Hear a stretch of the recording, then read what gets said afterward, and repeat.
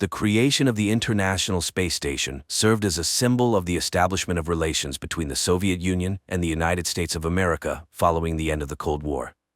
This unique scientific research center, located in Earth's orbit, has become a facility for solving tasks in the most extensive areas, from medicine to the technology of producing new substances and materials. Moreover, astronauts from different countries, regardless of the relations between their states on Earth, coexist on board. People are delivered to the ISS via the Soyuz space shuttle. One day, biologist Kira and engineer Christian are sent to the station, where 4 cosmonauts are already present.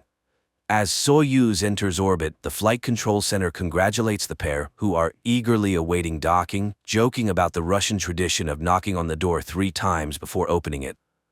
Finally, the newcomers are greeted by their new teammates, American Gordon and Russian cosmonauts Nika, and brothers Nikolai and Alexei.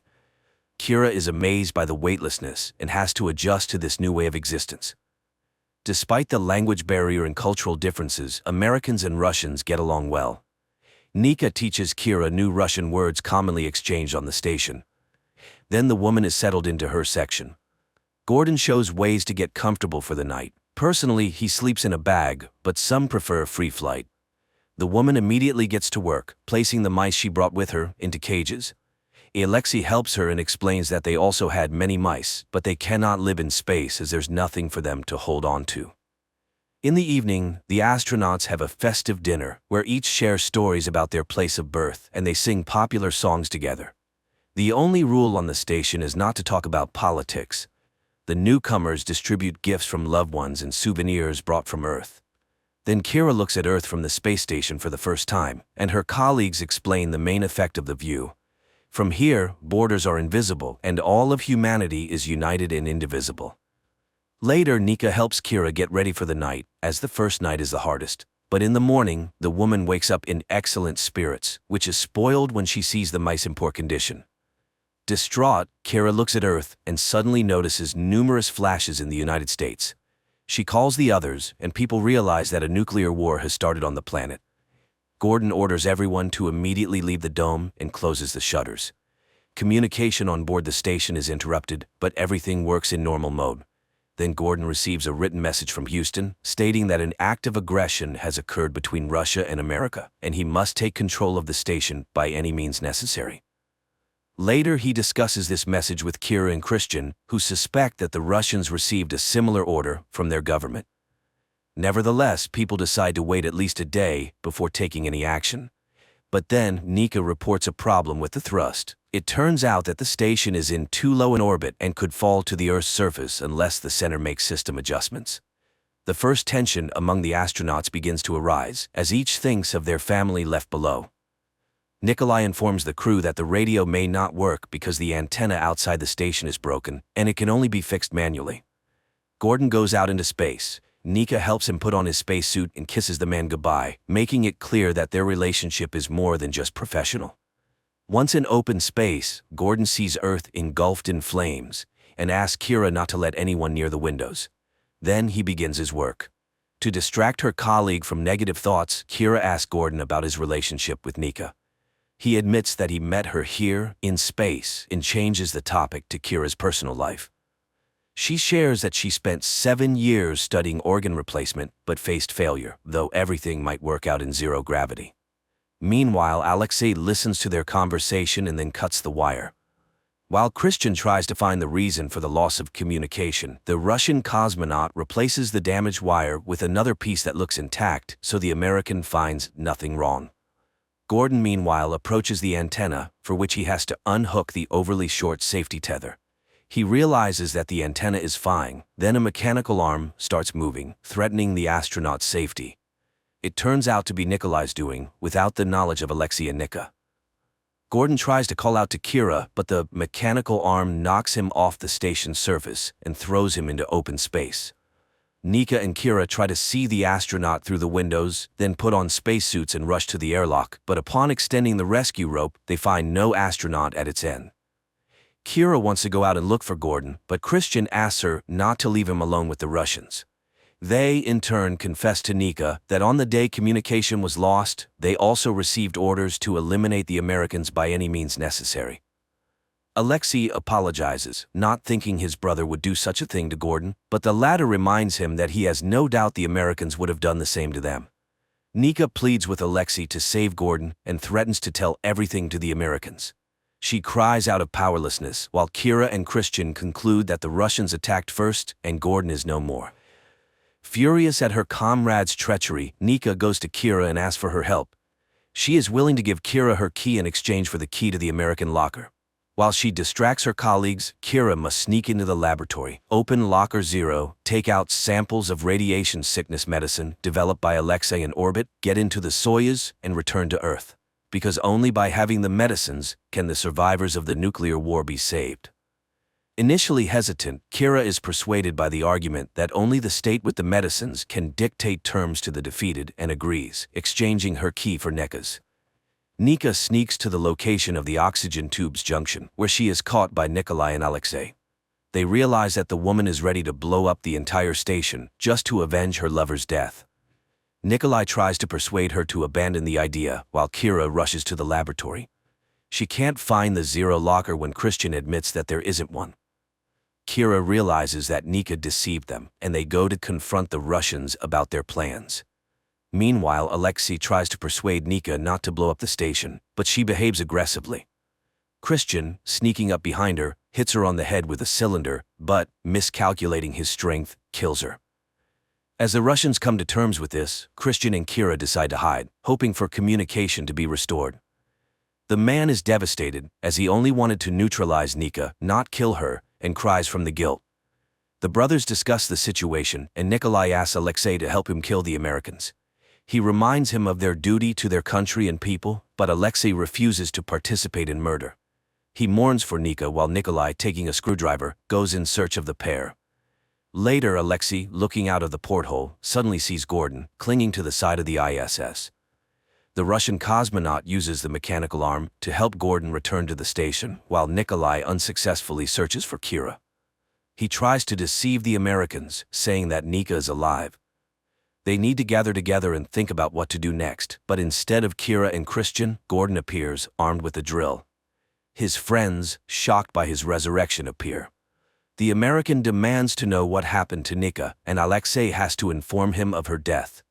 Enraged, Gordon locks all his colleagues in the compartment and attacks Nikolai with the drill. The men fight until Alexei tries to open the door. Nikolai takes the drill from Gordon and wounds him, while Gordon pulls out Nikolai's screwdriver and in turn strikes his opponent in the neck. The astronauts who open the compartment find only 2 dead bodies, floating in zero gravity, embraced.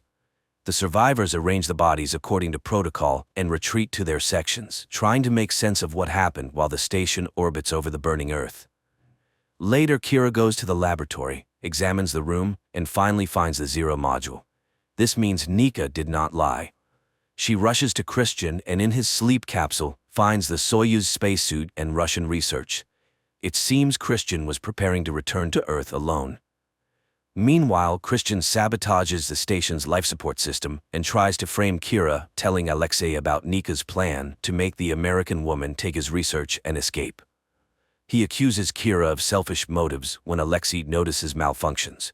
He observes a strange tension between Kira and Christian because of a knife the astronaut is using to make a sandwich. But Christian suddenly smiles and asks the Russian cosmonaut to leave them alone for a while. Alexei floats to the door, but Kira suddenly speaks a phrase about mutual support that Nika taught her. Alexei turns around. Then Christian confesses he disabled the life support system, grabs a knife, and attacks Kira and Alexei. A fight ensues. While Alexei blocks the knife with his hand, Kira strangles their colleague. Nevertheless, Alexei receives a knife wound to the hand. Kira provides him with first aid, and later they together restore the life support system. In the laboratory, Kira notices a net installed in the mouse cage, which kept the animals alive, realizing Alexei did this. Suddenly, the communication system turns on, normalizing the station's orbit, and the threat of falling is averted. Messages from their leadership arrive on the astronauts' computers, asking them to confirm that they have completed their missions to take control of the station.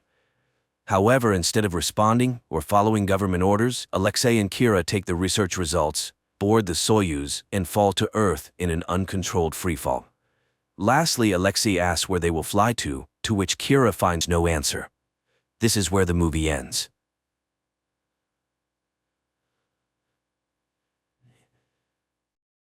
Japan 2023. People board a train and head to work. Everyone is busy with their own things, scrolling through Instagram feeds, making acquaintances on social networks, and discussing plans for the evening, unaware that in just a few minutes, their lives will change forever. Suddenly, the train's speed increases, and strange things start happening. A bottle cap rolling on the floor of the carriage suddenly disappears. Passengers begin receiving alerts about powerful earthquakes on their phones. Then the train enters a gloomy tunnel and comes to a sudden halt. People regain consciousness, bewildered by what has happened. One of the passengers opens the entrance doors, and people, screaming and pushing each other, rush to the exit, jumping from the high steps.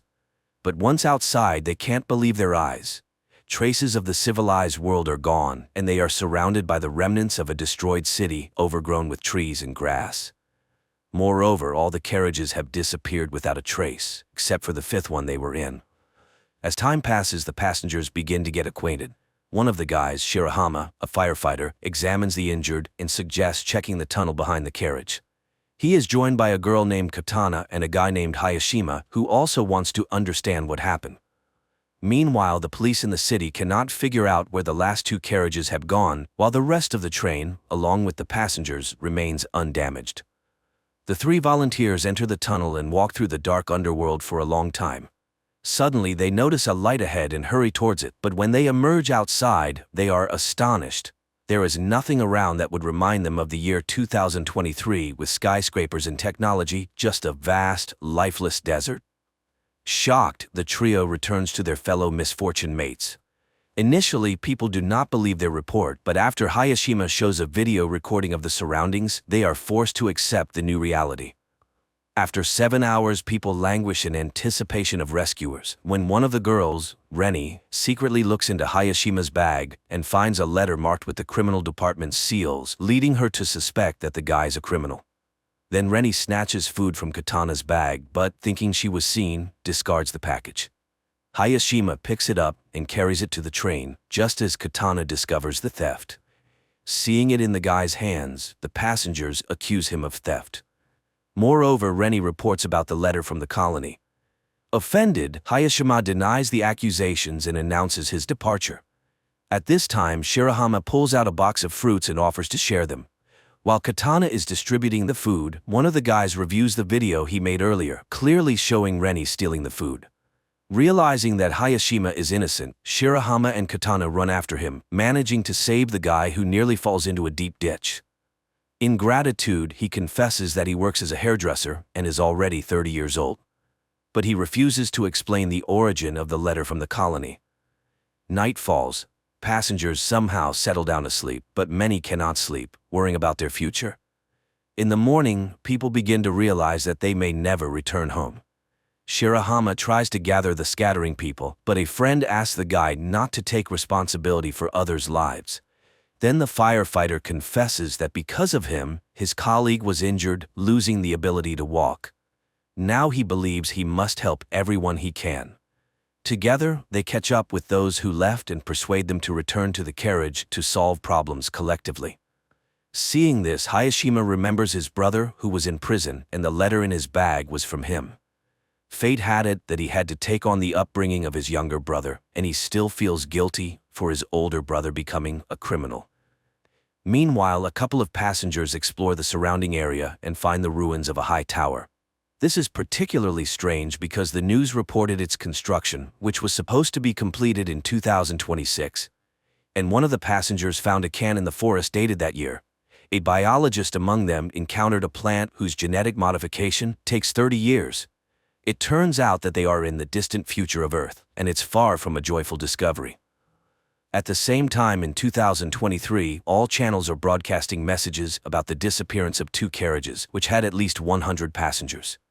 Night approaches, and many fall into despair, while Katana and Shirahama place plastic containers on the roof of the carriage, hoping for rain.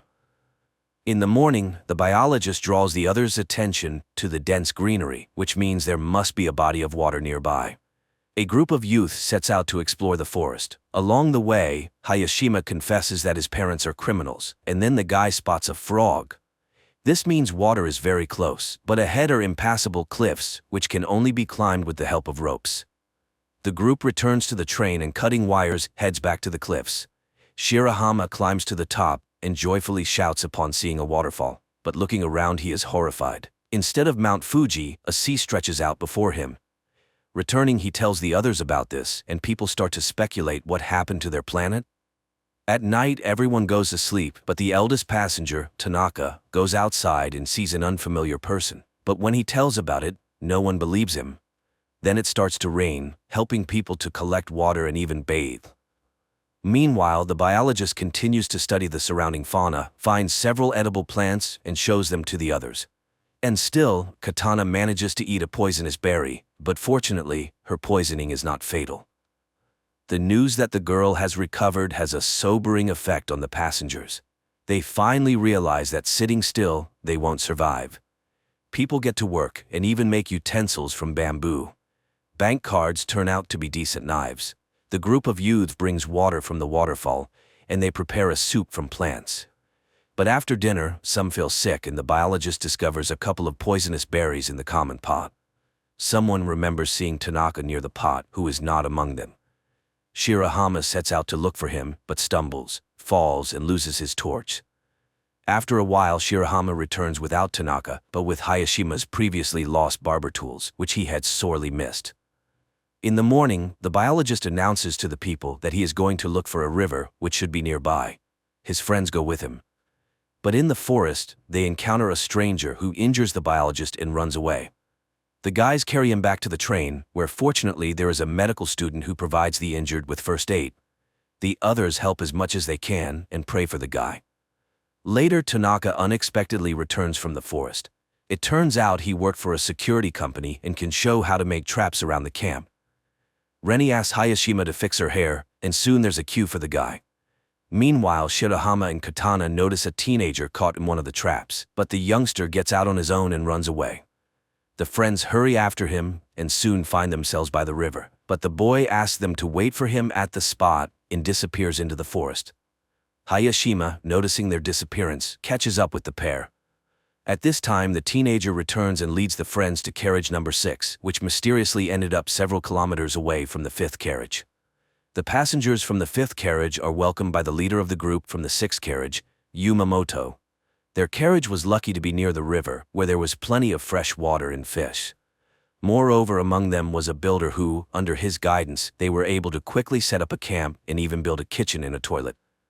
The newcomers find the one who injured their biologist. He confesses that he did it out of fear, thinking they were going to attack him. He bows deeply, apologizing for his action. And Yumamoto admits that he believes a return to the past is possible.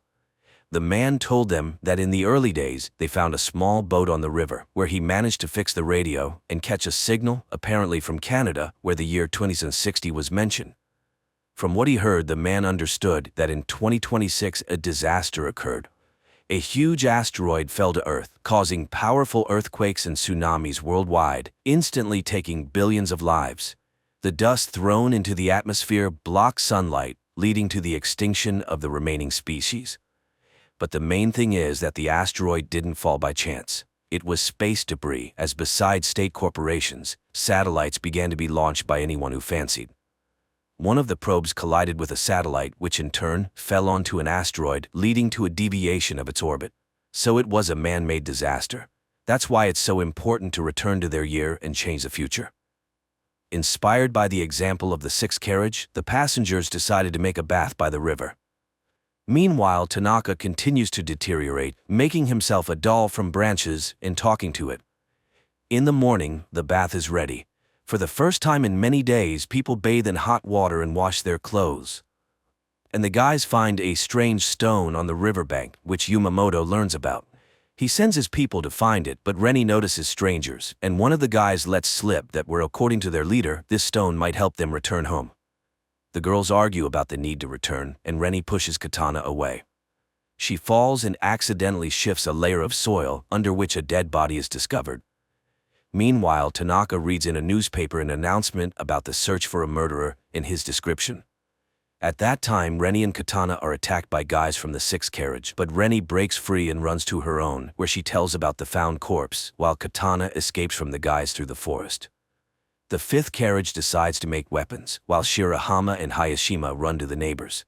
But the girl is not there, and Katana meanwhile makes it to the boat. Yumamoto is forced to confess to the guys that he killed one of the passengers, who suddenly became aggressive and started attacking people with a knife. That's why he was recognized as a leader. The guys go home, hoping that Katana has returned, but she's not there, and the rest urge to go to the 6th carriage and punish the guilty. And the guys go again to look for the girl. Katana hides in the boat when Yumamoto comes in. He pretends to be calling an unknown station, but the girl sees that the wires are cut. The man discovers her and confesses that he doesn't want to return to the past because he intends to create a new society here. After that, he ties up Katana and locks her in the cabin, where her screams cannot be heard. In the morning, the passengers of the 5th carriage are just about to attack the neighbors when one of the women suggests backing up and looking for a building where they could hide. At this time, guys from the 6th carriage go to the neighbors to scavenge something, but they fall into traps. A fight starts when the rest of the 6th carriage's passengers arrive, and there are more men among them. The fight escalates into a real battle, which is stopped by the appearance of the escaped Katana, who accuses Yumamoto of lying. He is forced to admit to the deception, but he just wanted to keep people's spirits up. However, the passengers decide to exile the former leader. Before leaving, the man hands over a journal from the ship, which contains information about the tower that could help them return to the past. Meanwhile, those who went to search for the building reach the tower and find glowing asteroid fragments there. And in 2023, scientist Ray, after reviewing the video surveillance camera recordings, discovers that a wormhole appeared in the tunnel at the moment of the disappearance of 2 carriages, which apparently was the result of a distortion in the space-time continuum. The passengers study the journal found by Yumamoto and learn the exact date of the disaster. Moreover, they have an asteroid fragment that possesses a phenomenal magnetic charge. One of the passengers remembers how on the day of their departure, he saw something in the sky resembling a falling star. In the past, Ray, analyzing the same event, concludes that it was the flare from a supernova explosion. In the future, there's also an expert who explains that supernovas occur in space when a star reaches the end of its life cycle and explodes, releasing a massive amount of energy.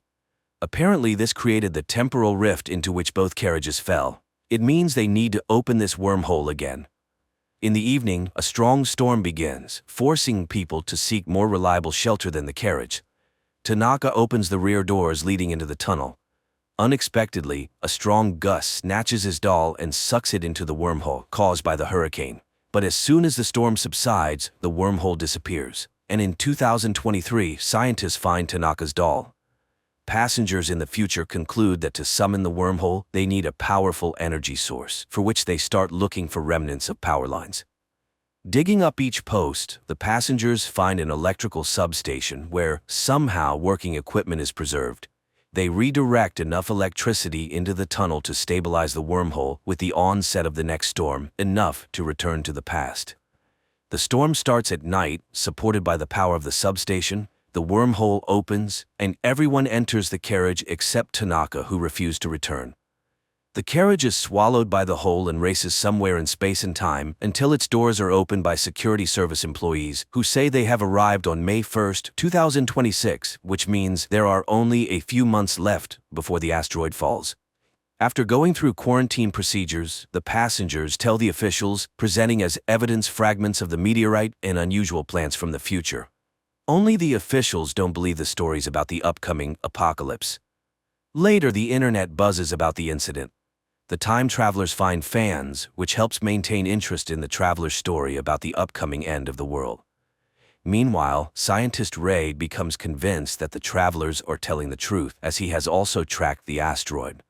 One of the passengers posts an appeal on the internet telling ordinary people about the impending danger, and a passenger who held a high position in the government before the trip makes her way to the Minister of Defense. She listens to her former colleague and reports that the government believed them and is already preparing to launch a missile capable of altering the asteroid's trajectory to pass by Earth. Time passes, and the day of the catastrophe is about to dawn. The travelers decide to gather together on the platform to find out whether it was possible to avert the disaster, and if not, to perish together. But the military successfully completes their task and changes the meteorite's trajectory, saving humanity from total extinction. Quite an unusual series where various theories about the impending doom of humanity are mixed. And the finale of the story is very relevant, emphasizing that life on Earth is the result of the actions of each living being, and the future of the planet is a collective human responsibility.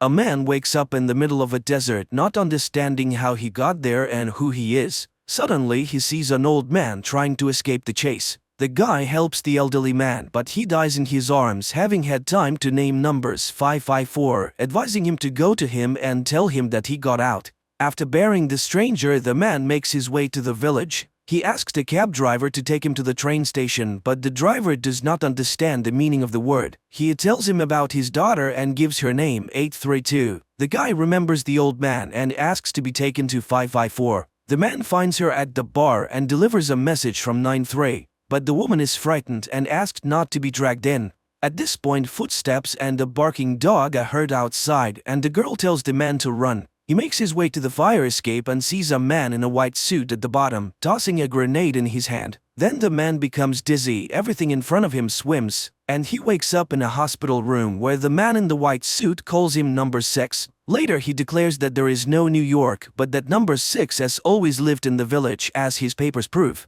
Number 6 is taken to his house, but he looks around and goes to the street where he sees cheerful, happy people. He buys a map of the village, but there is nothing marked outside. A woman doctor catches up with him on the street and tries to persuade the man not to look for a way out, while he looks at the ghostly towers of high-rise buildings on the horizon. Then he jumps into an empty cab by the curb and drives into the desert. But as he climbs the mountain, he sees only sand and rocks in the distance. The action rolls back to an evening in New York when Michael meets a girl in a bar. The next moment, the doctor finds him lying on the sand and takes him to the village. Waking up, number 6 tells him about the meeting at the bar, but he does not remember what happened next. After getting to the town, number 6 realizes that the numbers on the doors of the houses correspond to the names of their residents, and then he finds house 93. He searches the apartment, not knowing what he's looking for. At that moment, number 2 enters, accompanied by a young man. Again, he convinces the man that there is nothing but the village, to which number 6 reasonably observes, if the old man has been followed, it means that he has learned something.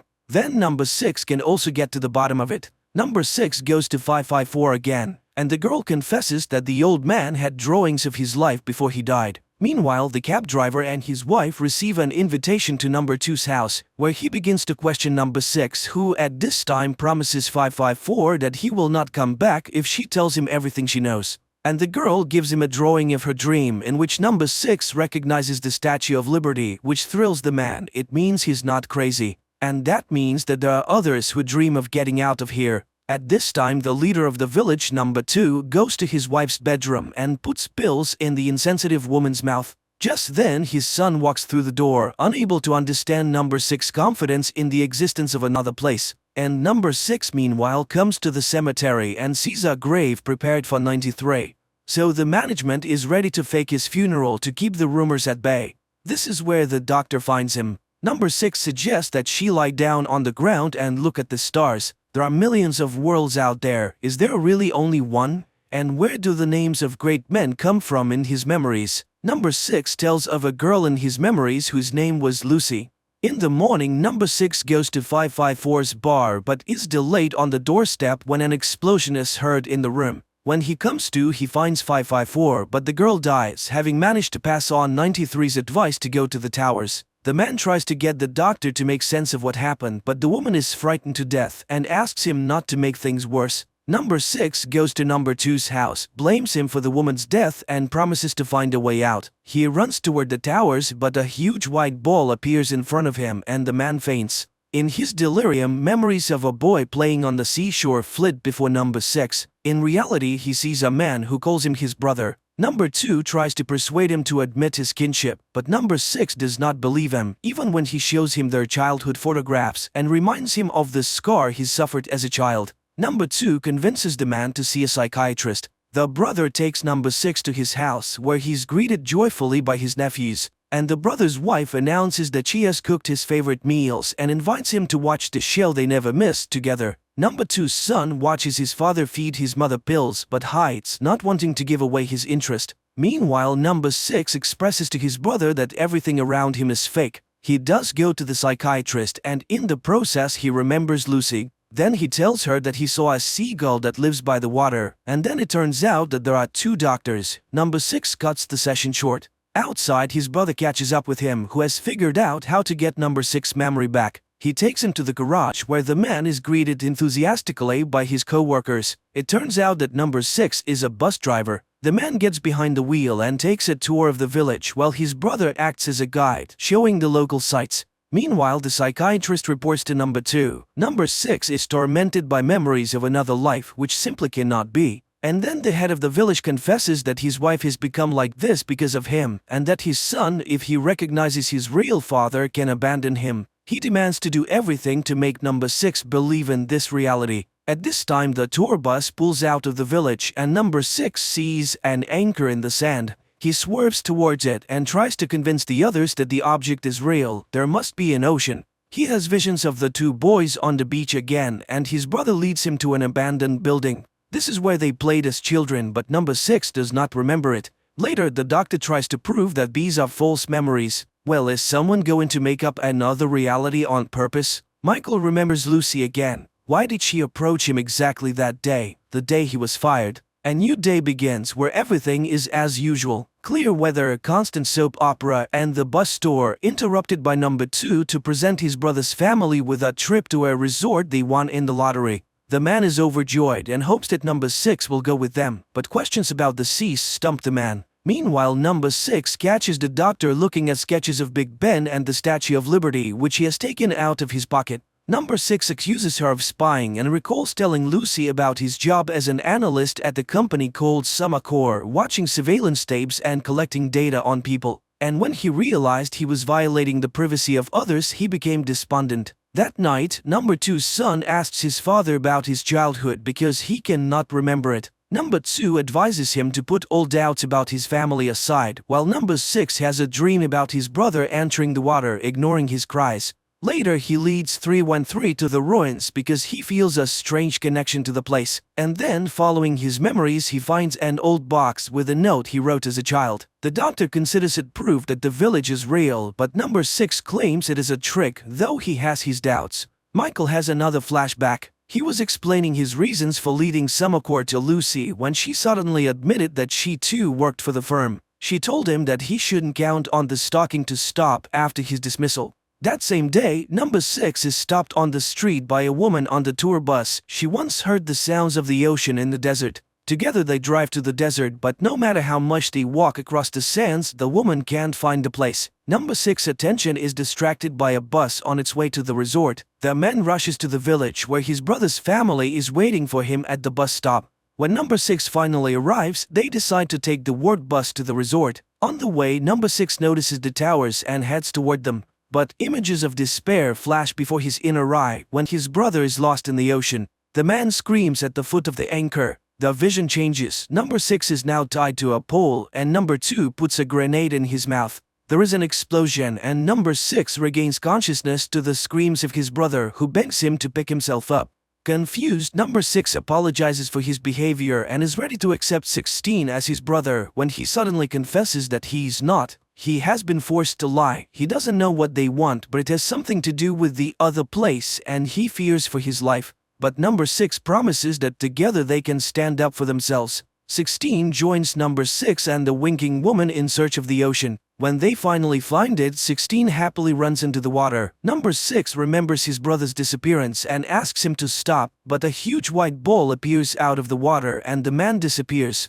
Number 6 tells 313 about it, and they go to the place together. But instead of the ocean, there are sand dunes in front of them. He returns to tell his family the news of his brother's death, but people are absorbed in the show. Number 6 screams in despair and is taken away by clinic workers, where number 2 comes and feels sorry for the man who has lost control of himself. He refuses to wear the number instead of his name, but cannot remember his real name and agrees to be number 6. Later, number 6 meets a man who takes him to number 2 for an important conversation, while 313 realizes he has been dreaming and tries to sketch out what he saw. In New York, Lucy tries to leave Michael's apartment, but he grabs her and demands that she tell the truth about why he's being followed. Number 2 introduces to number 6 village spy named 909 who is searching for those who dream of the other place. He suggested the men work together for it benefits them both. One will do the job, the other will satisfy his curiosity. 909 tells him that the cell agents do not know about each other and it is likely that someone is watching them as well. While they are assigned to number 1955, a history teacher, one of his students has reported him. To get closer to the suspect, number 6 takes a job at the school. Observing a lesson about the history of number 2, number 6 asks a question about number 1, to which he receives the answer that there is no such thing and never has been. Later, number 6 tries to provoke the teacher by asking questions about other places, but the teacher does not budge, saying that he's fine with everything here.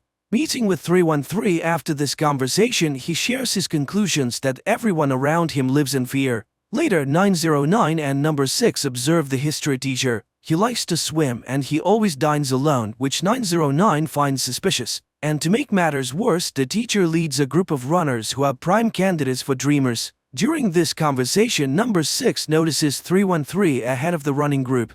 The next day, number 6 holds a lesson and one of the students shows him the latest tracking machine. And he gives the students an assignment: find out who everyone is working for and what their goals are. That evening, number 2 gives his wife black pills and she wakes up. At night, number 6 and 909 climb onto the roof of the teacher's house and watch him with a camera.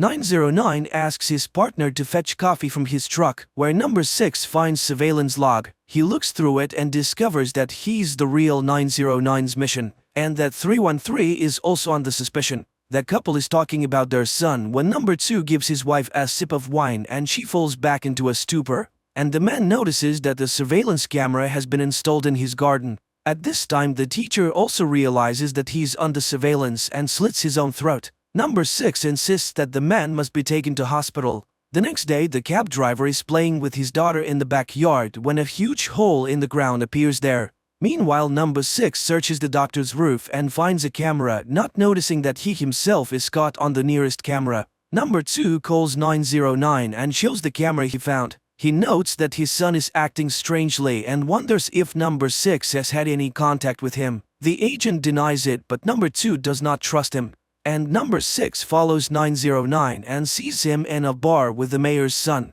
It becomes clear that the couple are romantically involved. Number 6 recalls Lucy's confession that she has been reading Michael's reports and understands why Summercore wants to stop him. And in the village, he visits the teacher in the hospital and asks for help finding the other dreamers, but the man denies his involvement in any activity. The conversation is interrupted when number 6 senses that he's being followed. He runs after the stranger but loses sight of him, unaware that he has been spied on by his student. The next day, number 2 gives number 6 an assignment to spy on 909, but the latter first wants to warn the doctor. Only the woman shows him her own surveillance photos. He's the agent himself, having climbed on her roof. At this time, number 2's son is waiting outside his house for 909. The agent suggests that they take a break because number 2 suspects them. Number 6 enters and finds them embracing. He demands that they stop following the doctor or their affair will become public. Later, the father informs his son about the surveillance and says that he doesn't trust 909. He is determined to get all of his agent's secrets out. And then number 2's son goes to 909 with a knife. But the agent doesn't even think about resisting. He turns his back on the guy, letting him kill him. Meanwhile, number 6 runs to 313's house, but only sees her being driven away in a black van. He runs to 909 for help but finds him bleeding out. The agent asks number 6 to confirm that the dreams are true and dies upon hearing the confirmation. New York, Lucy tries to get Michael to admit why he quit his job, and suddenly she realizes he is already with those people. In the village, number 6 finds number 2's son in the bar and asks him to help find 313. Number 2's son sends him to the tunnels, a place inhabited by unmasked dreamers, passing the man off as sick 909. In the tunnels, number 6 finds his apprentice, who in turn helps him to find the doctor. But while they are looking for a way out, the white ball appears. Number 6 then wakes up in his apartment as the men in the white coats emerge from his door. Meanwhile, number 2 informs his son about the death of 909 and asks him to find up here. New York. Lucy says that she hears the name Curtis whispered on the decisions floor and insists that they go to Semaphore immediately. Michael kicks her out. She writes down the number and asks him to call her if he changes his mind. In the garden of the palace, number 2 treats the student to ice cream and thanks her for stalking number 6. Then he exposes her for spying on him as well, so the girl has to go to therapy. At this time, number 6 wakes up to the voice of a woman announcing on TV that it's time for him to find a romantic couple. He goes to 313 and she explains that this is how all couples find each other. Meanwhile, a big hole in the ground is forming in number 2's yard, which he attributes to climate change. Number 6 goes to the Modern Love Bureau. At first skeptical, he is delighted when the system pairs him up with 415, a blind woman who looks just like Lucy in New York. In the meantime, number 2 has a conversation with the doctor. He knows that she's a dreamer and she will have to betray number 6 even though she loves him. And number 6 goes to see 415. The girl explains that her blindness is the result of childhood trauma. He tries to convince her that they have met before in another life and recalls how close they were in New York. Then the girl says she doesn't usually act so impulsively. And 415 agrees to go to number 6 apartment. The action jumps to different times. Number 6 does not understand where he is Michael and where he is in the village. He tries to prove to Lucy that they have met in a past life. The girl freaks out and leaves. The next morning, number 2 observes his son stealing samples of pills from the safe. The boy takes them to the clinic and asks 313 to determine their content. Later, the father warns his son that once he learns the truth about the holes and his mother, there will be no turning back. Meanwhile, number 6 and 313 visit the cab driver and his family.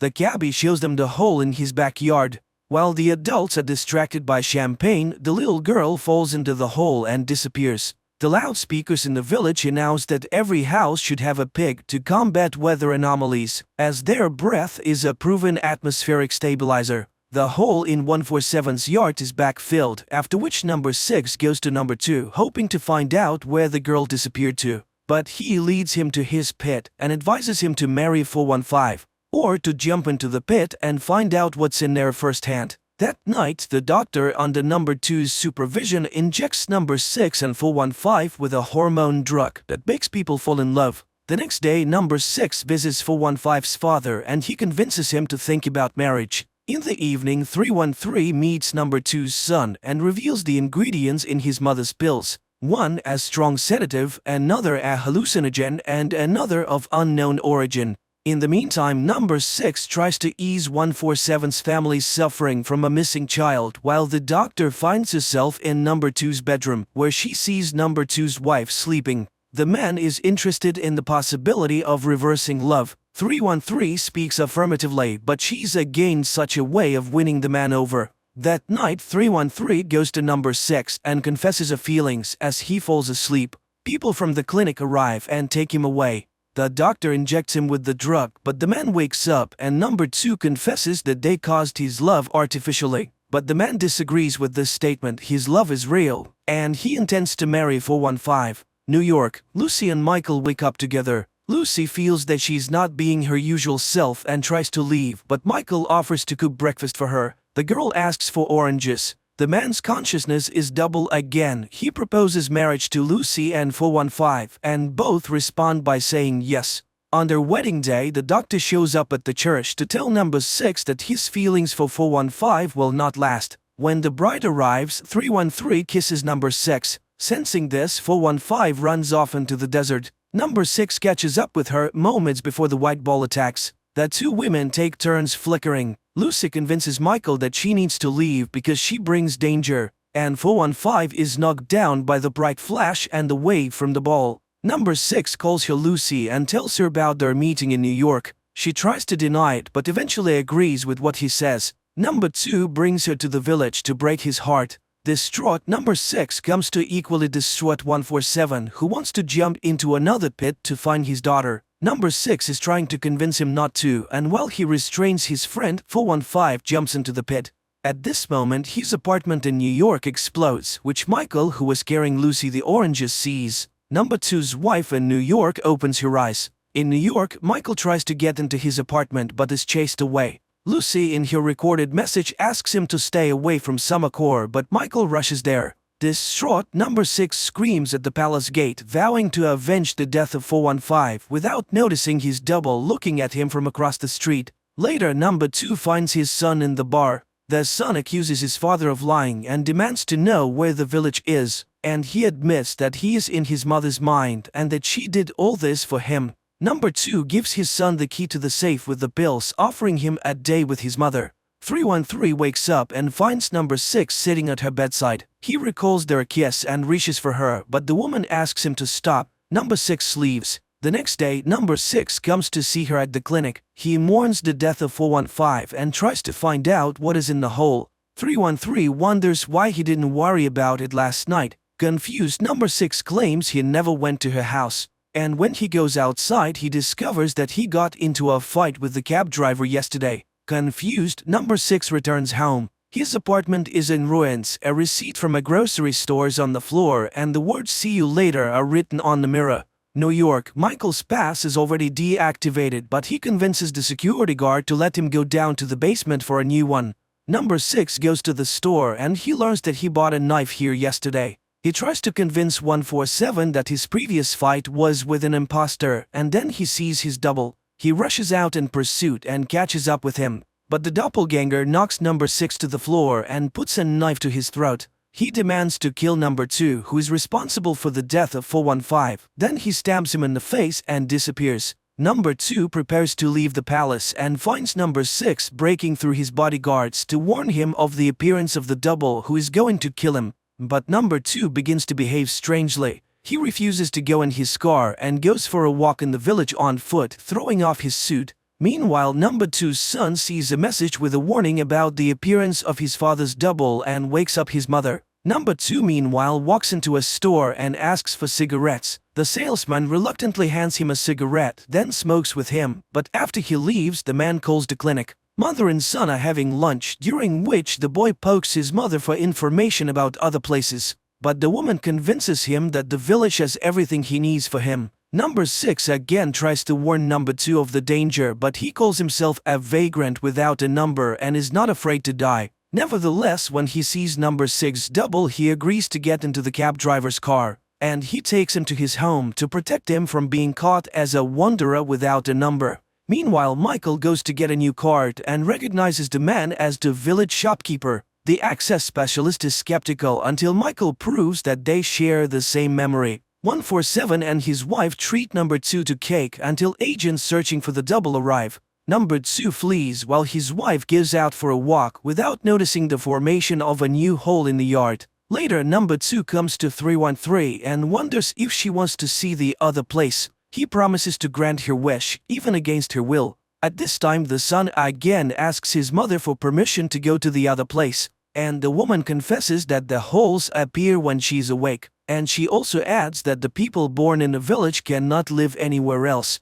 The distraught son runs out into the desert and throws away the key to the pill cabinet. Meanwhile, 313 seeks solace in the arms of Number 6 but realizes it is a double. She runs away haunted by new visions and finds herself in the middle of the desert, while Number 6 tells Number 2's son about the doppelganger and his intentions to kill his father. The boy names the location of Number 2 and confesses that he recognized him. He is the doppelganger and the killer. In the village church, Number 6 finds Number 2, and he confesses that he created the village because he wanted a fresh start, free from the apathy and the cruelty of the real world. But apparently he was wrong. He recognizes the doppelganger and he's not afraid to die. The doppelganger grabs Number 2 while the real Number 6 appears. He stops to double. They will only win if they unite. At this point, Number 6's double disappears, while Number 2's son finds the key in the sand and puts his mother to sleep again. Number 2 returns home, explaining that his double has been found and apprehended.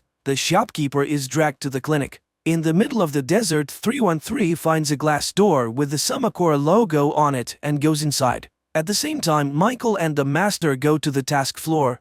In a room filled with monitors, profiles of the villagers are displayed. Michael recognizes the people as subjects from his reports. On one monitor, he watches Lucy's recorded warning until 313, following a long corridor, encounters a vision. She flees back into the desert. Michael goes to the window on the floor and sees Village Street and number 6. He knocks on the window trying to get his attention, but he looks toward the towers and turns away and leaves. Meanwhile, new residents arrive in the village who cannot answer where they come from. And at Summercore, the winking woman from the tour bus informs Michael that a car is waiting to take him to Mr. Curtis. In the village, number 6 receives a summons to the clinic, where he shares with 313 his concerns. The village is expanding. Apparently, number 2 is up to something. At that moment, the doctor receives his test results and is frightened. At the same time, looking around the village, number 2 tells his son that all of this is his inheritance. Their conversation is interrupted by number 6, who wants to know exactly why he's now certified to die. Number 2 replies that he has exhausted all means to convince him to live peacefully in the village or not to live at all. In the meantime, 313 continues to be haunted by visions from another life, but number 2 warns that she must not let the girl from the other place control her. Otherwise, she will not be able to help number 6. At the cemetery, number 2's son lays flowers in the grave of his friend 909, where number 6 meets him, asking him to help everyone get out of the village. The boy claims that his mother cares for him, but number 6 warns that she's also killing all hope in him. Later, number 6 faints in front of 147, who offers to take him to someone who might be able to cure him. In New York, Michael is escorted to Mr. Curtis's car, where he recognizes the driver as 147 from the village. On the way, the driver explains that he used to be an evil man, but Mr. Curtis helped him change his life. In the village, 147 takes number 6 to the village prophet, and he tells him that the deliverance is coming, they just have to wait. But number 6 has no intention of giving up. He goes to see number 2's son, who is drinking alone. The man asks him about his mother and the pills and offers to run away with him, but the boy refuses. He has a case to finish. In the New York City, Michael visits Mr. Curtis, who turns out to be number 2's prototype, and his wife, who is in a dreamlike state. Mr. Curtis explains that the village is an experiment taking place in the woman's mind. She sacrificed herself so that broken people could have a better life, if only in her mind. At this time, number 2's son enters his parents' bedroom and strangles his mother to death. Mr. Curtis confirms that it was Michael who found everyone in the village. Meanwhile, at the clinic, number 2 taunts dying number 6 with details of his upcoming funeral. Later, number 2 returns home to find his wife dead and his son missing. He and his assistant searched the bar and discovered that his son has hanged himself. Number 2 takes his body out and places it in a glass coffin. More and more earth holes begin to open up in the village. Number 2 visits 147 and asks that at just the right moment the man shout the phrase that number 6 is the first. Back in New York, Mr. Curtis shows Michael the positive impact of the village on suffering people. The man recognizes the inhabitants of the village who here in real life are cheerful and contented, and yet he's convinced that people should not be helped without their consent. Mr. Curtis offers Michael the opportunity to continue the experiment and gives him a pass to the Summercore's main floor. At this time, number 2 offers 313 a way to save number 6. Number 2 finally realizes that number 6's weakest point is his humanity. He's so right that he wants to live his life according to his conscience. If she wants to save him, she must give herself to number 6. Later, he reminds number 6 that the doors are open, and he can go wherever he wants. But first he must confess that he needs the village, and it is his fear that causes the white bowl. Number 6 sees this object and, unable to confront his deepest fear, runs away. The villagers gather for number 2's son's funeral. Number 6 comes too, for his fever has miraculously passed. Number 2 reads the eulogy and confesses to the crowd that his son's death was suicide and that they are all prisoners of the village. At this time, in a New York church, Mr. Curtis introduces Michael to Sarah, 313's prototype. She's mentally ill, suffering from the effects of childhood abuse. The man tells Michael that he worked with the girl for a long time until she resisted. Meanwhile, number 2 admits that he cannot save the village and soon everyone will be in the abyss. The child throws a stone in number 2's face and he points to number 6. He can answer all their questions and he calls him number 1. Mr. Curtis asks for help to cure Sarah, for Michael is number 1. The crowd begins to chant that number 6 is number 1 and will save them all. Number 2 tells number 6 that the only way to plug the holes is for a dreamer to take his wife's place. That's when 313 steps forward and takes the pills. Michael takes Sarah by the arm, catching her as she falls. And number 2 puts a grenade in his mouth. He gives it to number 6 and pulls out the pin. Mr. Curtis returns home and finds his wife healthy. On the appointment floor, Michael takes over as the new head of Summer Corps. On the high ground by the village, number 6 and sleeping 313 look out at the world around them. The man confesses that he has only now realized how beautiful it is here and intends to create a good village. 313 sheds a tear. The film is quite complex. It is not always immediately clear what is real and what is a flashback or hallucination, especially when it comes to the same characters, but everything is redeemed by a rather unpredictable ending which explains all the strangeness of the plot.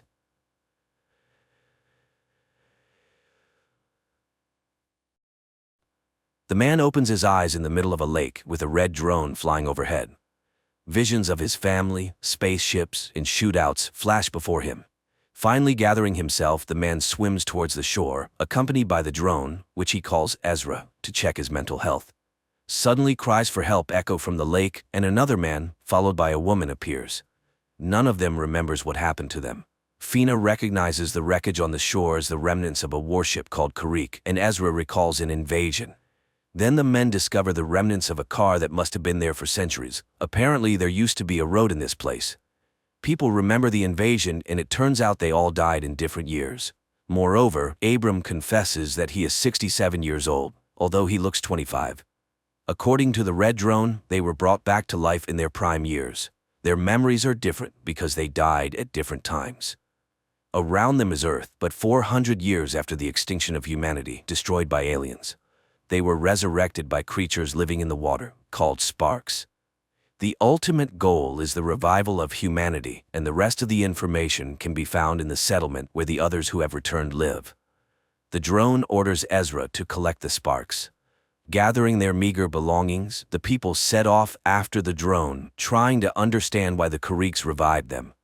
Soon they find partially destroyed arches, and Abram rushes to them, rejoicing in his young, strong body. On one of the structures, he sees unknown hieroglyphics and touches them.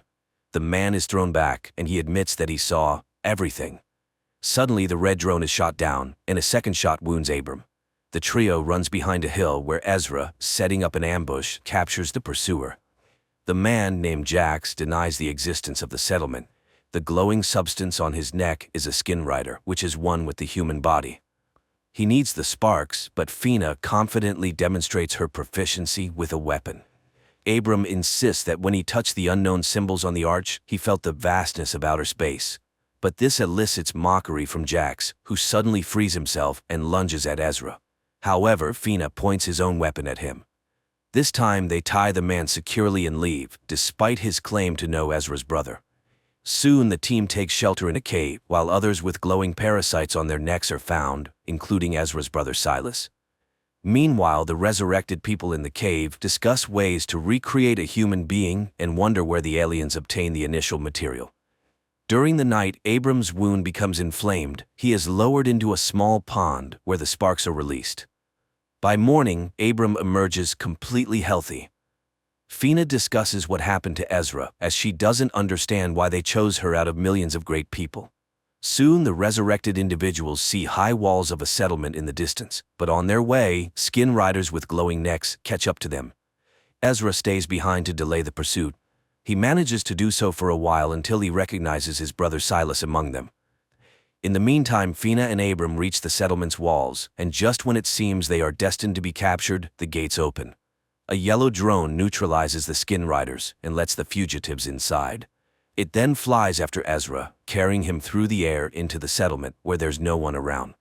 In response to all their questions, the drone invites them to follow and shows them rows of graves where the settlers rest. Later, the yellow drone opens the doors of an abandoned military base for the people where the previous settlers lived. In the forest, skin riders capture a man who escaped from them. Silas discovers that the glowing creature they call companions has inexplicably stopped functioning in Duncan's neck and promises to fix it. The resurrected individuals learn that the settlers died from a new virus that still spreads throughout the region. The yellow drone asks them to release the sparks into a vessel with water and learns from them that the sparks can create a vaccine if people bring the ingredients found in the living lake. Fina begins to bleed from her nose and she stays at the base while the men go to the lake. She takes on the task of repairing the damaged red drone. On their way, Ezra tries to understand how the system that brought them back to life works. The drone operates on sparks, but who controls the sparks is unknown. The men reach the lake and release the sparks into the water to collect the necessary ingredients. In the settlement, Ezra's wife Lynn suddenly appears before Fina. She explains that she worked as a nurse during the invasion and can offer help, but then disappears just as suddenly. On the lake's shore, Ezra confesses that one of the skin riders is his brother, meaning these people are also resurrected. He recalls the moment when he first saw the alien spaceship flying overhead and signaled to his brother that he was a worthless, spoiled child. Now he is determined to apologize and try to retrieve Silas. Meanwhile, a hologram of Lynn appears again to Fina, helping her repair the red drone. In the meantime, the yellow drone warns of the approaching skin riders. Ezra asks Abram to run while he himself tries to intercept his brother Silas. However, he gets surrounded and subdued.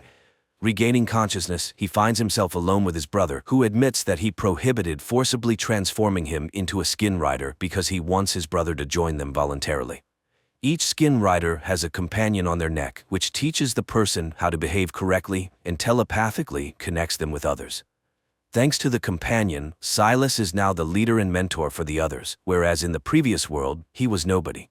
Then Silas suddenly falls asleep, signaling Ezra to leave. Ezra meets Abram in the forest, to whom he explains his intention to save his brother. The men return to the lake, where the sparks have created 3 vaccine capsules for them. After consuming their doses, they bring the third one to Fina, whose condition worsens. Lynn asks the red drone to replace her image with someone dear to the girl, and Duncan appears next to Fina. Fina regains consciousness after her friends administer the vaccine. The next day, Abram finds a room that is blocked, revealing a glowing obelisk. Meanwhile, in the forest, Silas argues with Duncan about the purpose of the companion controlling the thoughts of the skin riders in the community because Silas believes it amounts to slavery. In the settlement, Abram learns to read hieroglyphs and understands that the unknown hosts offered to dig up weapons against the skin riders in the forest in exchange for more people for the settlement. Ezra goes to the forest for the excavation. Meanwhile, Silas brings Duncan to an open area where Jax conducts training fights, taunting regular people. Unexpectedly, Duncan defeats Jax. Silas stops the duel and explains that he tested his theory, revealing that humans react faster by a fraction of a second than skin riders. Currently, Duncan has a weak companion, so he makes decisions with just one brain, the human one. In contrast, skin riders with healthy companions have a signal that passes through 2 brains, the humans and the companions, causing a slight delay. The conclusion is that humans will always outperform them in combat. To gain an advantage over humans, Silas plans to perform brain surgery to reduce the signal delay. However, a working drone and a test subject are required for this. In the meantime, the yellow drone brings Ezra to the excavation site, which the skin riders immediately learn about. Ezra unearths an item that the yellow drone calls a weapon. In the settlement, Abram, upon touching the obelisk, suddenly realizes that he understands the meaning of the hieroglyphs on it. However, he doesn't yet grasp what this knowledge entails. In the forest, the yellow drone warns Ezra about the approaching skin riders. They attempt to flee, but the skin riders surround them and take the unearthed weapon. Unexpectedly, the weapon activates and kills one of the skin riders. Taking advantage of the chaos, Ezra scatters the rest and escapes. Meanwhile, Fina tries to find out from the red drone why the unknown beings are resurrecting humanity. She requests the revival of Duncan, unaware that he has already been resurrected and has become a skin rider. Ezra brings the weapon meant to eliminate skin riders to the obelisk, hoping it will help establish contact. However, he refuses to kill the innocent inhabitants until the obelisk explains who they are and what is happening. The drones controlled by the obelisk promise to resurrect Ezra's family if he obeys them in all matters. Ezra has no choice but to comply. Later that night, Fina goes to the obelisk, where she finds Ezra, who, like her, hopes for the return of loved ones. They notice that the weapon unearthed in the forest has opened. The obelisk issues new symbols, instructing Fina to go to the lake to receive new people. However, skin riders spot her on the way. As for Abram, the drone tells him about the structure of the glowing companion on the necks of the skin riders, which is tightly connected to the human brain through a crystalline structure. The weapon found in the forest destroys these crystals, eliminating the parasite. When a skin rider dies, its memory is preserved on the crystal, which is passed down to its ancestor. This is what needs to be found and destroyed. Fina sees Lynn emerging from the lake and helps her get ashore. When Jax appears on the shore, the red drone neutralizes him. The girls attempt to escape but are captured by Duncan, who seizes the red drone and fails to recognize Fina, his beloved from the past. The girls try to flee, but Lynn injures her leg and orders Fina to go to the settlement and fetch her husband. Lynn, on the other hand, falls into the hands of the skin riders, who return her to the lake. There, Jax shows how the sparks work, healing her injured leg. But suddenly a stone hits Jax's head, and an unknown little wild girl takes Lynn to her forest dwelling, providing her with shoes and food. However, it turns out the girl cannot speak. During this time, Fina reaches the base and informs Ezra about the resurrection of his wife, Lynn. Despite the yellow drone's warning that when skin riders take someone, it's forever, Ezra is determined to rescue her. Jax finds the little wild girl's home, but she has already taken Lynn away. They hide in the forest. At the same time, Ezra contemplates how to disable the force field since the obelisk prevents him from doing so, leaving him unable to leave the gates. Fina admits that she saw Duncan, who is also with the skin riders now, and he didn't recognize her. She fears the same will happen to Lynn. Meanwhile, in the forest, Jax tracks the runaways and explains that even the sparks make mistakes, resulting in flawed individuals. He is ready to destroy the little girl, but Lynn persuades him not to do it. At the same time, Silas extracts the crystal companion from the deceased skin rider's neck and instructs one of the women to take it to the ancestor. Then, they bring Lynn to him. As for Abram, while communicating with the obelisk, he suddenly surmises that he had lived in this settlement before, which is confirmed by a notebook he found with his own handwriting. Later, Fina speculates that they all have lived here before. The yellow drone confirms this fact and leads Abram to a graveyard, where he shows everyone who is buried there, including Ezra's grave. It turns out that he had also been resurrected and lived in the settlement at one point.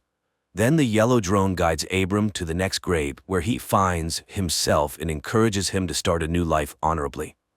Fina demands that the man bind himself. He agrees, but suddenly snatches a weapon from Fina and stuns the skin rider standing behind her. At the same time, in the bunker, Abram is trying to find out from Yellow where the progenitor is located. However, she does not know, but Jax knows, and he heads to the bottomless lake, dives into it, and emerges in a cave. Meanwhile, Silas is trying to convince Ezra that life in his community is much better than in the bunker. Fina begins to trust Duncan and agrees with his plan. And in the camp, Lynn's escape is discovered.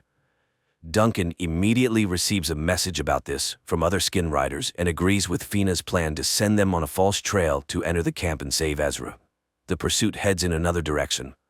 Silas demonstrates to his brother the capabilities that a companion gives to the human body. He dips his hand into a vessel with sparks and explains that they cannot kill a companion as it goes against their principles. So if Ezra wants to kill the companion, he will have to kill the person. Fina and Duncan infiltrate the camp and seize the skin riders' weapons, and Jax reaches the ancestors' dwelling place. He asks them to explain how the drone works, and several human figures come out to him. Fina and Duncan find Lynn. The girl explains that after being infected by the parasite, she immediately plunged her hand into the sparks, and it seems to have helped. Duncan asks the women to leave while he finds Ezra. The ancestors show Jax how the drone works. And in the bunker, Yellow confesses to Abram that not a human lies in one of the graves. Silas proves to Ezra that the obelisk is no better than a companion, as it also subjugates people. He lets slip that all of them, including his brother's wife and daughter, once lived in the settlement. Their conversation is interrupted by Duncan, who, under threat of arms, takes Ezra and leads the group to the settlement by a shortcut. But the protective barrier detecting a companion in Duncan does not let him pass, unlike Lynn. Then Fina ties his hands. But at that moment, the pursuit led by Silas bursts onto the clearing. Duncan pushes Fina behind the barrier, and they with Ezra prepare to fight. Abram runs to the obelisk, and it lets the men through on the condition that Duncan remains in the yard until they figure out how to free him from the parasite. At the same time, the ancestors express concern about Jax's hatred for humans, as they are much better carriers than Kariks, and they advise him to find a compromise. Meanwhile, Duncan confesses that his companion is still weak, but he is gaining strength. He remembers the settlers and confirms that Kylie is alive. Sparks rejuvenate people in the prime of life, but children at the age of their actual death. He also lost a wife and a child, and it was Fina, although the woman does not remember this. Abram explains that they are another generation of the revived. The first one lies in the graves, and they are them too.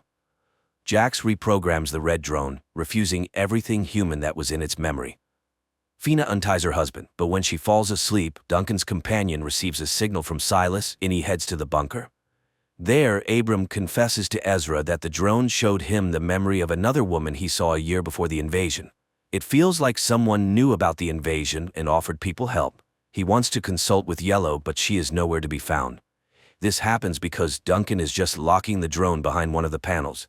Then he attacks Abram, knocks him out, and heads to the obelisk, despite his human side resisting it. He screams in frustration and Ezra hears him. He runs to him, but Duncan closes the doors and enters symbols that deactivate the force field. Realizing this, Ezra rushes to Fina and they manage to barricade the bunker doors. Duncan's companion comes out in the open and confesses that all this was done for the sake of the weapon he hid. He is ready to reveal where Kylie is now if they hand over the bunker to the Skin Riders. The man is tied up. Outside, the sounds of banging are heard, Skin Riders trying to break down the door. Through Duncan, Silas offers to hand over the bunker. Then he will say where Ezra's daughter is now, because someone from the first settlement managed to avoid death from disease. A debate ensues, resulting in a decision to deactivate the parasite using Lynn's medical knowledge. Jax returns. He expresses his dissatisfaction to Silas, as he could have infected Ezra long ago, but lets him go. Silas cuts off the conversation and orders to continue working on the drone. At this time in the bunker, Lynn tries to figure out how the companion works, and it confesses that it can cause great pain to its master. Ezra and Abram conclude that the settlement existed for at least 10 years, and there must be survivors, otherwise, who buried the fallen. Moreover, Yellow said that a drone is buried in one of the graves. At that moment, the knocking at the door resumes. Ezra remembers that there is electricity in the bunker. Fina digests the cable, and a strong electric shock destroys one of the Skin Riders. At the same time, Abram finds Yellow. Simultaneously, people realize that Duncan is acting as a transmitter, and they move him to another room. As they part, Ezra asks to tell his brother that he loves and believes in him. This message puzzles Silas. Yellow scans Duncan and discovers that the parasite has affected all human organs, and even the sparks cannot save him. Abram tries to get answers from the obelisk. Moreover, Yellow said that Duncan was given access codes, but by whom? The man again remembers that woman in the hospital. She had a drone, sparks, and symbols of knowledge on her bracelet, so something was known before the invasion. At Ezra's request, Yellow shows the image of the woman, and he recognizes his mother, Eleanor. Meanwhile, Silas prepares to continue breaking down the doors, but something leads him to the cemetery. Jax, following him, reminds him that he is not human and he should not care about the graves, so he intends to start silencing personalities from him. Silas is arrested. At this time in the bunker, Yellow confesses that Eleanor was one of the initiators of the revival of the human race. Duncan is not lying. Kylie was in the settlement, and only he can say where the survivors are now. Duncan's companion is knocked out with a tranquilizer, and the man is tied to a table. While the parasite sleeps, the man comes to and points on the map the direction the survivors went. He advises finding the wild girl and wakes up. After which, Yellow finds the weapon he had hidden earlier. The people notice the silence outside and, opening the doors, kill the sentinels left by the Skin Riders. Making sure that there is no one else in the yard, Ezra and Lynn say goodbye to their friends and set out to find Kylie. Jax activates the drone, intending to remove the human personality from Silas, and learns about the presence of Ezra and Lynn in the forest. He sends the Skin Riders to follow the pair. Fina comes to Duncan and admits that she is ready to kill him to free her loved one. However, Yellow knocks him out. The man regains consciousness in the cemetery and is relieved, thinking that Fina could not bring herself to harm him. In fact, Yellow has injected a beacon into his body, and now people can track his path. At this time, Ezra and Lynn find the wild girl and ask her to guide them to Kylie. Silas regains consciousness when the red drone informs him that he did the opposite, preserved his personality, and suppressed the parasite's capabilities. At the same time, Ezra and Lynn notice they are being followed and try to evade the skin riders. However, arrows fly from the rocks, the skin riders perish, and the survivors approach the people. Meanwhile, in the camp, Jax leaves Duncan on guard while he and his people follow Ezra and Lynn. They are then scanned for safety, and upon confirmation, the settlement leader Rowan leads them into the camp. She warns them that they do not truly know their daughter. They only remember her up to the age of 6, and they are merely copies of those who lived in the settlement. Abram and Fina dig up a broken drone from the grave, hoping to retrieve data from its memory. Rowan brings Ezra and Lynn to the hidden camp in the mountain caves. Noticing the strange expressions on people's faces, she explains that they both died defending the previous camp from an attack. If it weren't for Lynn, no one would have survived. Silas killed the woman. Fina connects Yellow to the memory of the broken drone, and she promises to show the events of the past. At the camp, Ezra and Lynn's adult daughter arrives. Although she understands what they feel, she refuses to recognize them as her parents. Red notices that Silas is experiencing severe pain. He flies to Duncan, and at that moment in the camp, a bloody Justin appears, who orders him to take the rest of the people and rush to the place where they were ambushed. He carries out the order, and Jax disappears because it was a hologram created by Red. Silas escapes. The real Jax finds the ambush site and orders a search of the rocks. In the bunker, Yellow transports Fina and Abram into a virtual reality of the past settlement, where people go about their daily activities. Jax enters the gates and explains that Silas developed a growth on his neck, after which he attacked his friends. All this happened near the old Karrick ship. Returning to their reality, the people realize that this was the first case of companion infection.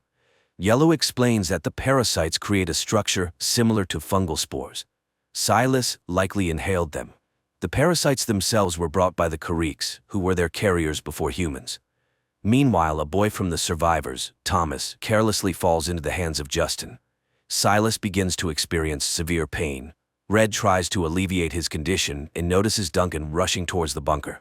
Apparently, he has discovered his escape and wants to detain Silas. Red leads him another way. At the same time, Thomas learns that he has been infected with the parasite. At the camp, his absence is noticed. Rowan calls a council and Ezra advises them to flee. If Thomas reveals the camp, they will not survive. Yellow shows how Abram proposed to create a virus capable of killing the parasite, although the idea itself belongs to the obelisk. People heatedly discuss this proposal, and many disagree. Lynn suggests splitting up. Those who take the virus should stay in the bunker, as they will be weakened. Rowan speaks against it. Abram realizes that he was the cause of the remaining deaths. In the caves, Ezra urges everyone to leave while he defends them. At this time, Silas reaches the bunker and sees Duncan sitting by a campfire. He lures him into the workshop and locks him in there. Abram is overwhelmed with guilt, runs to the obelisk, and voices his accusations. Suddenly, it creates the image of a second Abram, who says that on the other side of the obelisk are creators who sincerely believed they were saving the settlement. The virus just turned out to be slower than the parasite cells. The second Abram disappears as voices of Ezra and Lynn come from behind the doors. Fina opens the doors, and friends push Silas inside. They immediately disappear as they were holograms created by Red. Silas asks to be heard. The drone supports this request and reports that they cannot destroy the ancestor without Silas. At this point, the boy loses consciousness, and they bring him inside. Ezra, Lynn, and the young archers set up an ambush, but Thomas appears, shoots at them, and wounds Kylie's fiancé, Nico. Ezra kills the boy, and upon examining, finds a parasite. Lifting his arrow, he realizes there is something on its tip. At that moment, Jax appears with his people and calls them to battle. Red puts Silas into a coma.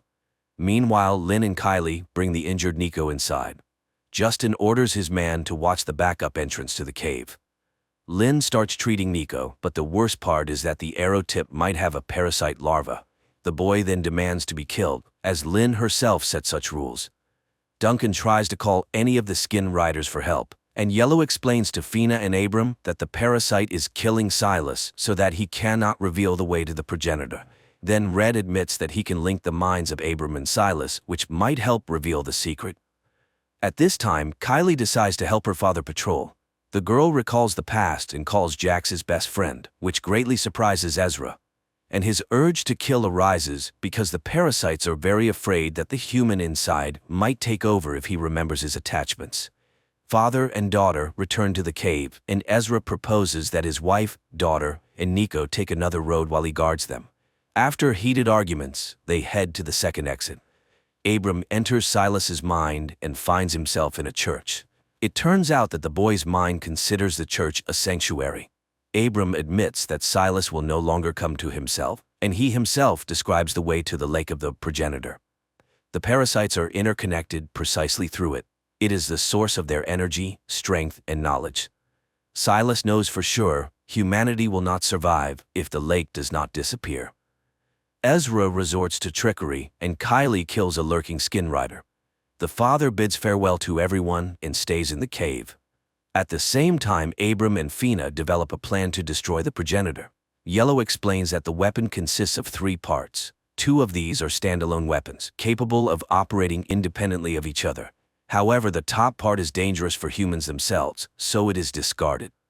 Only the lower part remains, which destroys the progenitor. But this part will not work without the middle, where a human personality must be placed. But the progenitor has studied all the skin riders in this world, so the chances of getting into it are slim. And then Abram realizes why Silas was needed. Later, Fina reflects on her promise to Duncan to kill him and free him from the parasite.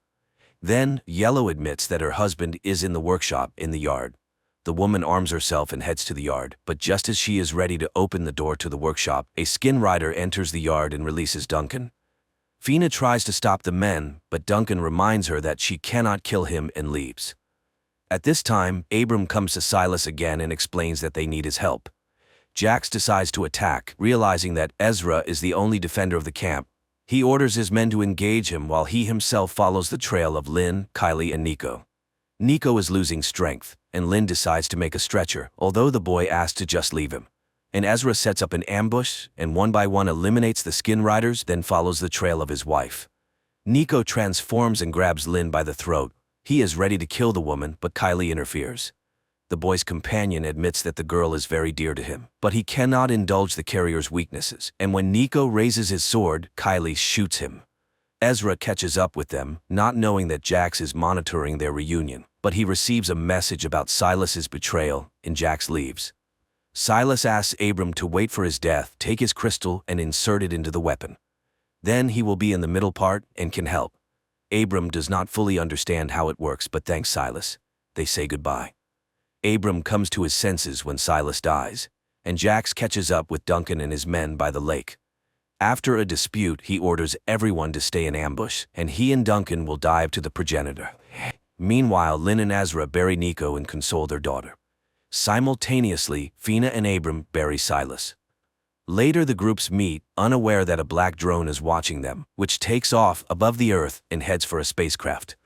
Abram tells Ezra everything that happened with his brother and the plan to destroy the progenitor, but he does not want to endanger his family. Yellow vaccinates Kylie, explaining that the vaccine was made by Sparks. The girl tells Fina that Duncan became a skin rider after her death, and no one knows how it happened. At the same time, Abram admits that he no longer believes in the obelisk, but he believes in Silas and is ready to do everything to destroy the progenitor. He tells Ezra about the weapons operation. A part of Silas will guide them inside, but what to do next, he doesn't know. Ezra laughs at such a plan, and his daughter hears this. Abram and Fina try to convince Ezra that this is why they were resurrected. Otherwise, humanity is doomed. But they cannot persuade him. Then Abram and Fina leave together. Ezra is tormented by guilt, although Lynn tries to remind him of his duty to his family. At this time, Kylie is reviewing the map to the progenitor's lake and secretly leaves the bunker. Red informs the parents that he cannot find the girl, and they, realizing where she has gone, rush after her. Meanwhile, Kylie catches up with Fina and Abram, and later Ezra and Lynn appear.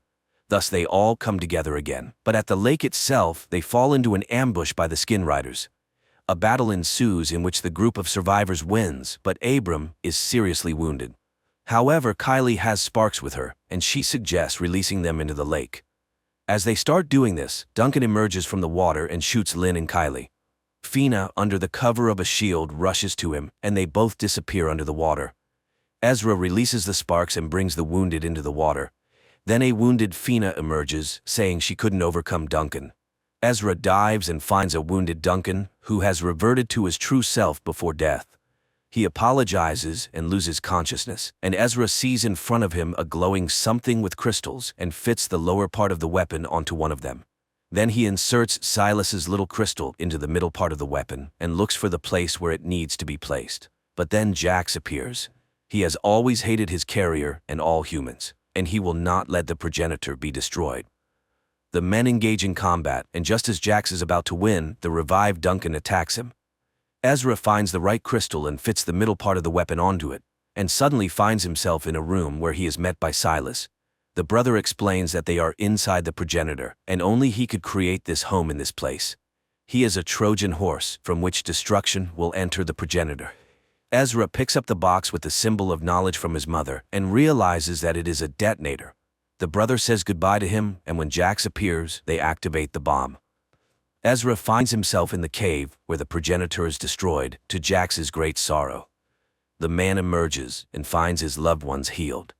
Their elation is washed by a black drone, which again heads to the spaceship, where it is met by Eleanor and Duncan.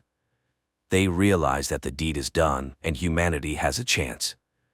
Despite some illogicality, the story is quite extraordinary. It's not about battles with aliens, as the Kariks are only briefly shown once in a flashback, and not about humans' attempts to cunningly escape the dictate of their rule. At the heart is the question of the value of a person, the preservation of which can lead to peace and the rebuilding of civilization.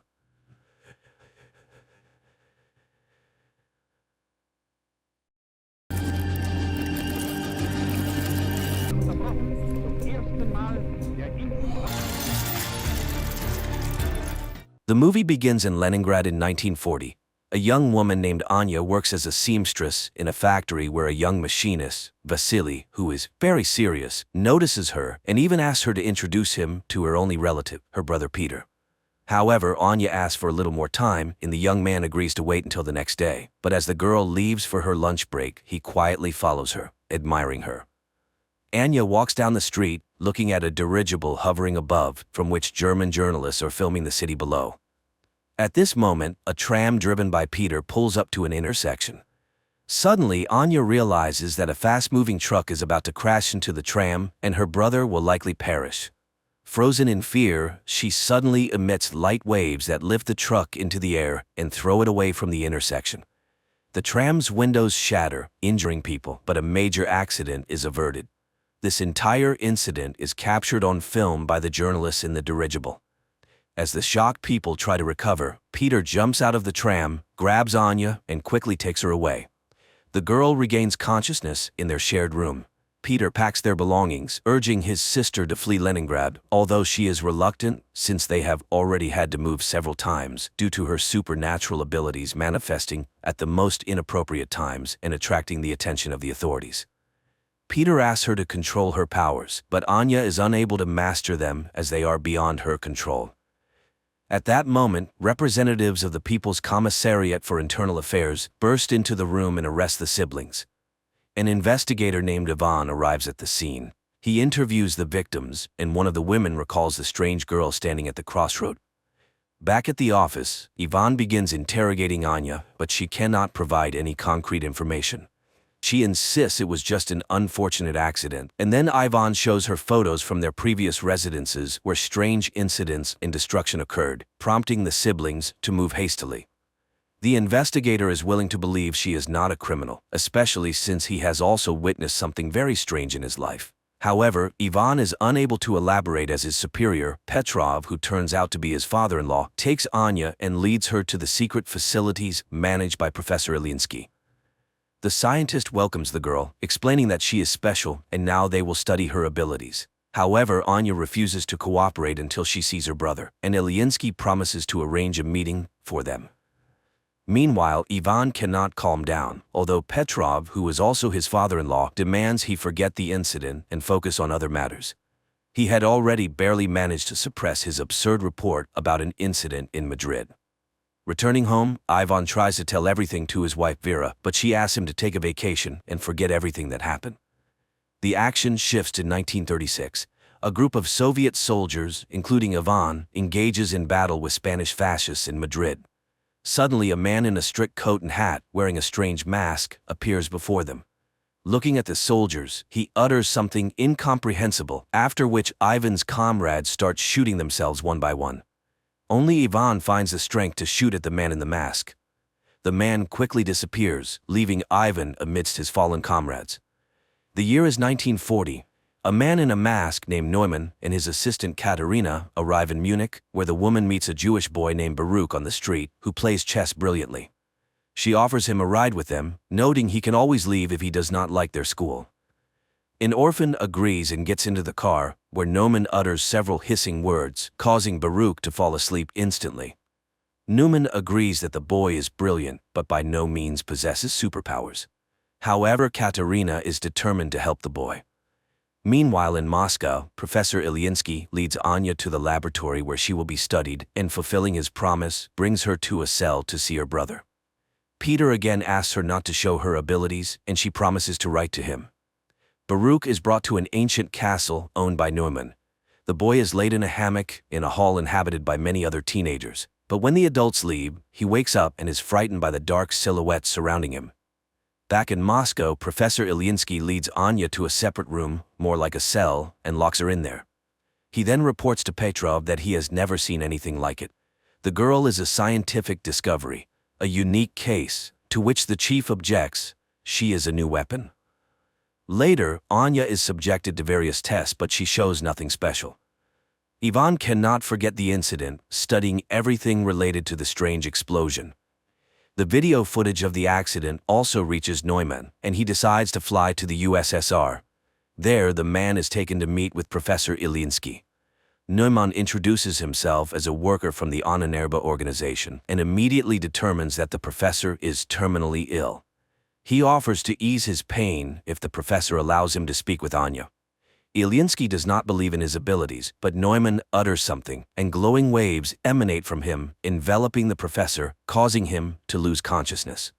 Taking advantage of this, Neumann searches his desk and takes some papers. Soon, Ilyinsky regains consciousness, but strangely feels no pain. He agrees to arrange a meeting with Anya and leads the German to the laboratory. Neumann approaches the girl and secretly shows her an execution order for her brother. Then waves of unprecedented force begin to emanate from the girl, literally blowing up the entire laboratory. Neumann grabs her and escapes. Ivan sees from the window a man in a hat whom he immediately recognizes and runs to the laboratory where explosions are heard, but Neumann and the girl are nowhere to be found. The narrative shifts to 1924. In a remote Karelian village, a woman lives with two children, Peter and Anya. One day they go with the village boys into the forest. Suddenly a pack of wolves leaps out at the children. The children freeze in fear, but waves emanate from Anya, scattering the beasts. When the men arrive at the clearing, they find the girl dead. 1940. Petrov enters the devastated laboratory, where people connected by tubes into a single organism and marked with the letter M lie in chairs. At first glance, this structure was not damaged by the explosion, as the injured Ilyinsky lying nearby confirms. The professor reports that Anya caused all this and refuses to continue the experiments. Then, Petrov shoots him. Afterward, he goes to Ilyinsky's colleague, who everyone simply calls Professor Lyubov. Petrov asks her to activate the M Squad. Learning about the professor's death, the woman refuses to help Petrov, but he reminds her of her family, and Lyubov reluctantly agrees. On the train, a customs officer searches Neumann's compartment and finds an iron sarcophagus with Anya inside. Unsure of what to do, he goes for help. Meanwhile, Anya envisions her own funeral following the incident with the wolves. Frightened, she comes to, and Neumann informs her that he is saving her. Anya tries to run, but the customs officers, who decided to detain the strange German, stop her. However, he utters something, and the military personnel bring their pistols to their own heads. Neumann and Anya leave. At the same time in Moscow, Petrov reports to his colleagues that a member of the Ahnenerbe, which translates to ancestral heritage, Neumann has stolen a valuable exhibit from the USSR, the girl Anya. A squad has already been formed to pursue the German and will depart in a matter of days. Learning of this, Ivan requests to be included, but Petrov, feeling sorry for his daughter, refuses to do so. Neumann leads Anya to a spot where Katerina's car is waiting, and she drives the pair to the castle. It is apparent that the woman does not like Neumann's new toy, but he immediately says that Anya is just like him. At the castle, they are greeted by children whom Neumann calls his army. Anya is escorted to her room, and Neumann finds a guest in his office, Admiral Canaris, who is very interested in the scientist's research. But today he has come to express his displeasure with Neumann's sabotage in the USSR, as it could start a war. Neumann reassures him and invites him to a formal dinner. Meanwhile, Anya is startled by a sound and sees Baruch in her room, trying to open her window to escape the castle. But Katerina and Neumann appear and stop him. While Katerina takes the boy away, Neumann tries to convince Anya that the castle is a paradise, and no one wants to leave of their own volition. Katerina brings Baruch to a bedroom, reminding him that he must speak only German and not tell anyone his real name if he wants to live. But when she leaves, the other teenagers attack him. In Moscow, Ivan asks his wife to help him get enrolled in the squad, after which he goes to Professor Lyubov. He is interested in whether hypnosis can make a person do what another wants. The professor asks him not to travel to Germany, but he is determined to find the man in the mask. In the castle, Anya finds Baruch hanging. The boy tries to explain that the others hate him and beat him, therefore he wants to run away. But Anya admits that it was the same for her until she became strong, and he can too. Later they find Neumann in the park, who promises Anya he will teach her to control her power. He explains that he inherited the castle from the person who adopted him, and now it serves as a refuge. He has set up Anya's room according to her taste and hopes she will like it here. Grateful, Anya sits down at the sewing machine, unexpectedly remembering how the villagers burned their house, calling her a witch. Then her brother saved her, though their mother died in the fire. Back in Moscow, Petrov enrolls Ivan in the squad and asks the commander to ensure that he does not return. Leningrad, 1937. Returning from Madrid, Ivan writes in his report everything he witnessed, but Petrov does not believe him, noting that if the soldiers shot themselves, they could be declared deserters. Tired of trying to convince the young man, Petrov takes him to Professor Lyubov. 1940. A special forces unit travels to Germany in a grain car. Ivan warns his comrades about Neumann's peculiarities, but it seems they don't quite believe him. At the castle, the children undergo daily training, while Anya enjoys the long-forgotten peace. In the morning, Katerina brings her a box with a new dress sent by Neumann for her to wear at his birthday party. The girl goes out to the hall where the children are preparing decorations for the evening, and then they head to training. Baruch is afraid of heights and falls from a rope ladder, but no one pities him. After that, it's time for shooting practice, but the boy throws his pistol down and runs to the local cemetery where Neumann finds him. Baruch asks to be let go, but the scientist promises to teach him not to be afraid. Meanwhile, Squad M climbs out of the wagon, and Ivan remembers his training in 1936 before being sent to Madrid. Then his comrades met him coldly because he was the boss's son-in-law, but Ivan earned respect through hard work and cleverness. And now he is on a special mission. Suddenly, they are hailed by an old man who turns out to be their liaison and must take them to the castle. At the same time, Petrov is informed that the squad has successfully crossed the border. Guests start arriving at the castle. Neumann welcomes Canaris and escorts him to the hall where music plays, and ladies and gentlemen drink and talk about the beautiful evening. Neumann himself is enchanted by Anya's beauty, and she gives him a hand-embroidered handkerchief she made for him. Later, guests deliver laudatory speeches in honor of the birthday boy, and he invites Anya to dance to the envy of the present ladies. Canaris notices Katerina's displeasure, but the woman remains cold, rejecting his advances. She dislikes Canaris's interest in their wards, and he tells her that people are already coming for Anya from the USSR. Squad M reaches the forest house of their liaison, who supplies them with weapons and draws a path on a map, but then shots ring out. German soldiers have caught up with the saboteurs. A battle ensues and the Russians win. Later, the commander finishes off the wounded enemies and, unexpectedly for Ivan, shoots the liaison, indicating that they have no orders to return. At the castle, Canaris agrees to play chess with Baruch, and the boy wins. The admiral admires his genius, but upon learning that the boy is Jewish, he pulls out a pistol. Anya sees the man aiming at the child, and her powers activate. Guests watch in horror as everything in the hall begins to rise into the air. The Admiral himself is lifted up, but at that moment Neumann grabs the girl by the shoulder. She faints, and Canaris falls to the floor. Everything stops immediately, but people scream and scatter. The furious Admiral orders all children to be destroyed within 3 days and departs. Neumann escorts Anya to her room and admires her because today she managed to stop. The girl does not understand why it is necessary to destroy the Jews, and Neumann reminds her that no one pitied them either, as they were not like everyone else. The man returns to his office where Katerina awaits him, but he does not accept her attentions because he is seriously captivated by Anya and hopes to succeed with her. However, Katerina is saddened by this turn in their relationship and reminds him of Canaris's order, but Neumann intends to make a profitable deal. The action shifts to Numeno's childhood when children laughed at him and drove him away.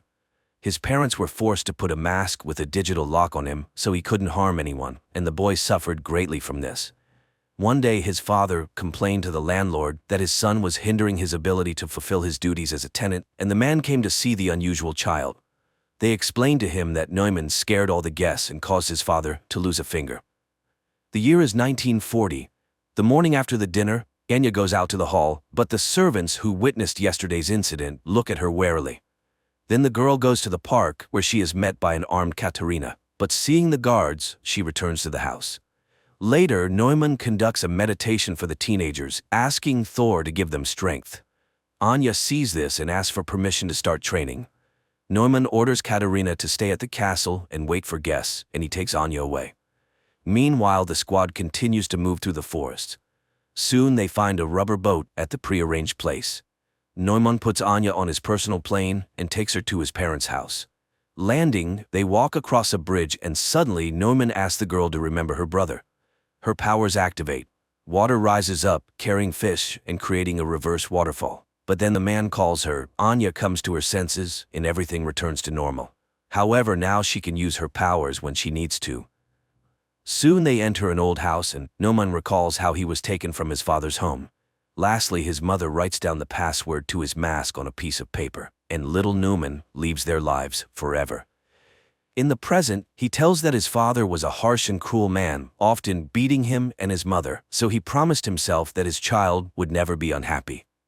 The man remembers how his patron removed his mask and wanted to throw it away, but Neumann did not allow it.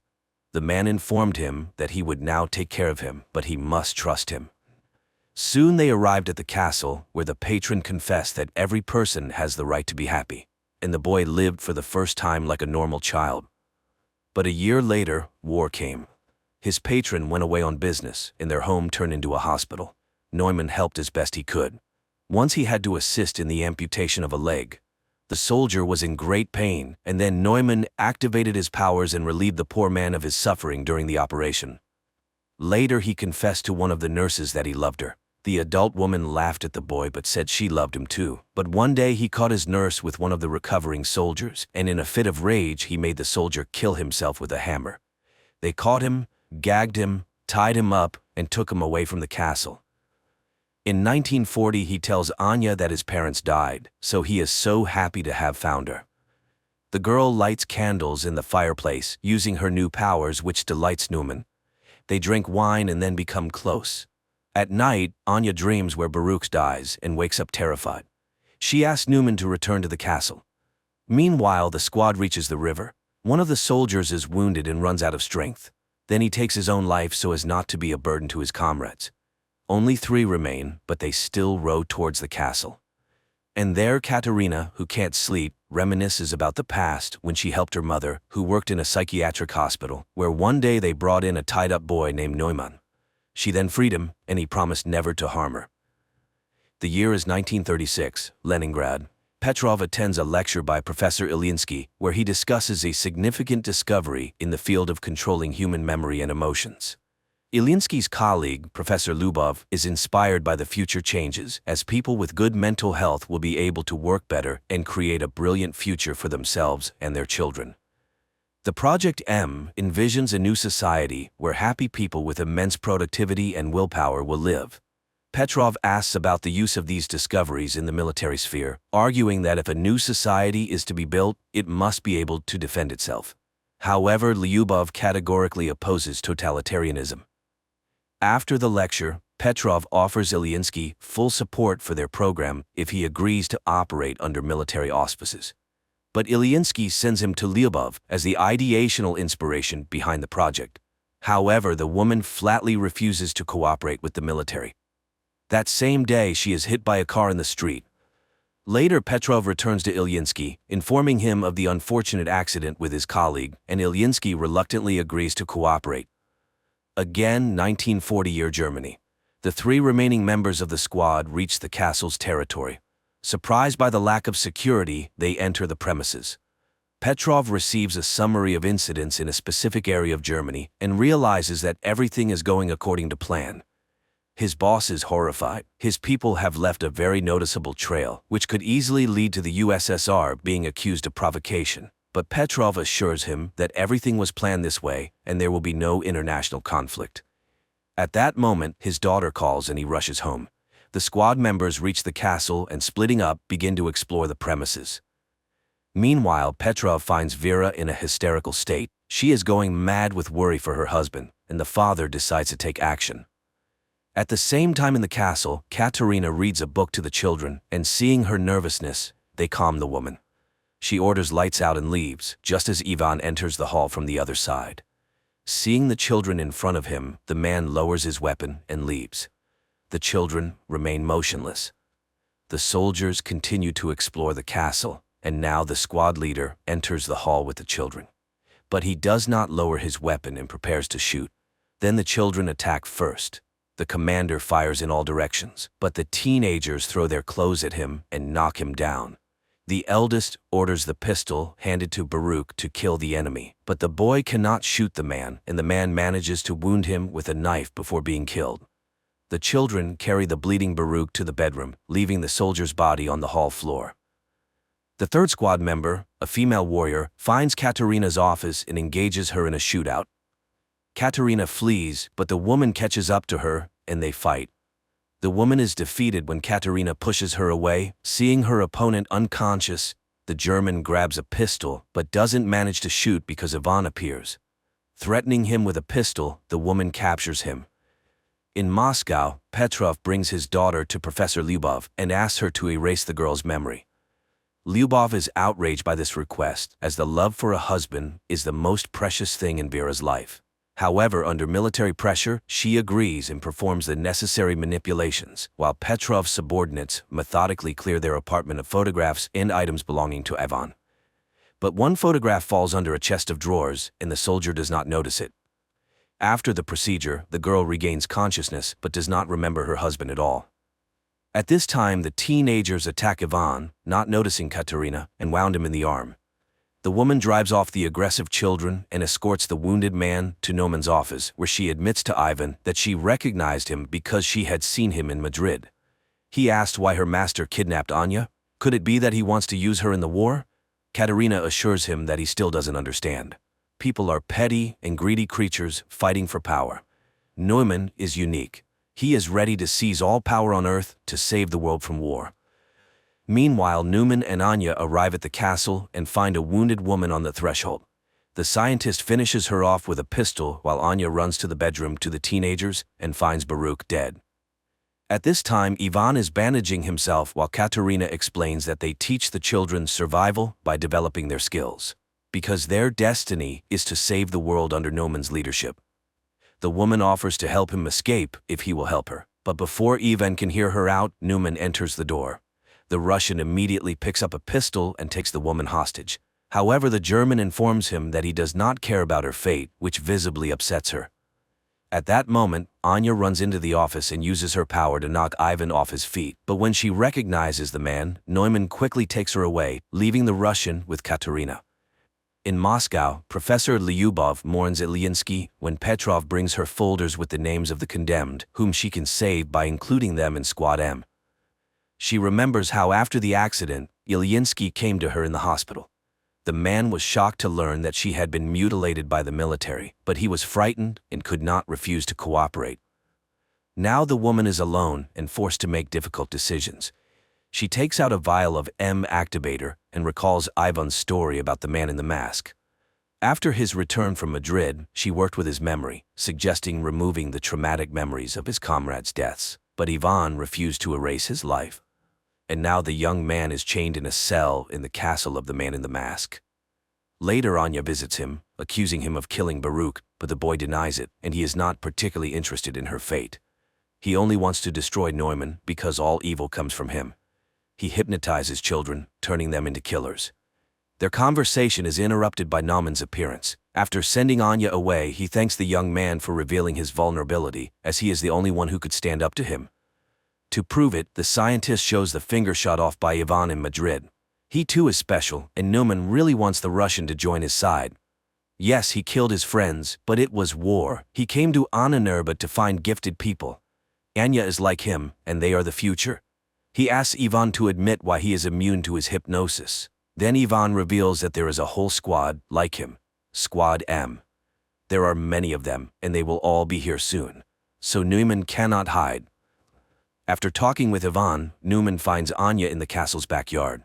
The girl asks him to hand over all affairs to Katerina and to leave this place forever. But Neumann does not want to run because they are extraordinary people, and when they are together they are unbeatable. He asks for her help in defending their new home. Later, he thanks Katerina for managing the situation and confesses that he is glad she was not hurt during the Russian raid. Meanwhile, Anya remembers how in Moscow she wrote letters to her brother while locked up in the laboratory. She used to give them to the professor, but she could not have imagined that he read her letters to Peter, who was undergoing mental processing as a participant in Squad M. At this time, she burns them in the backyard of the castle, hoping that life will give her a chance to start over. Later, the castle's inhabitants conduct a funeral rite for Baruch. The teenagers carry the boy's body to the seashore, where the cemetery is located, and burn it on a ritual pyre. Anya is shocked by the number of children's graves and realizes that Ivan was telling the truth. Katerina urges her to leave and save herself. Anya runs to Ivan's cell and asks him to tell her what he saw in Madrid that was so special. The boy talks about the death of his comrades and Neumann's chilling whisper, but the German doesn't know that he just had a misfire.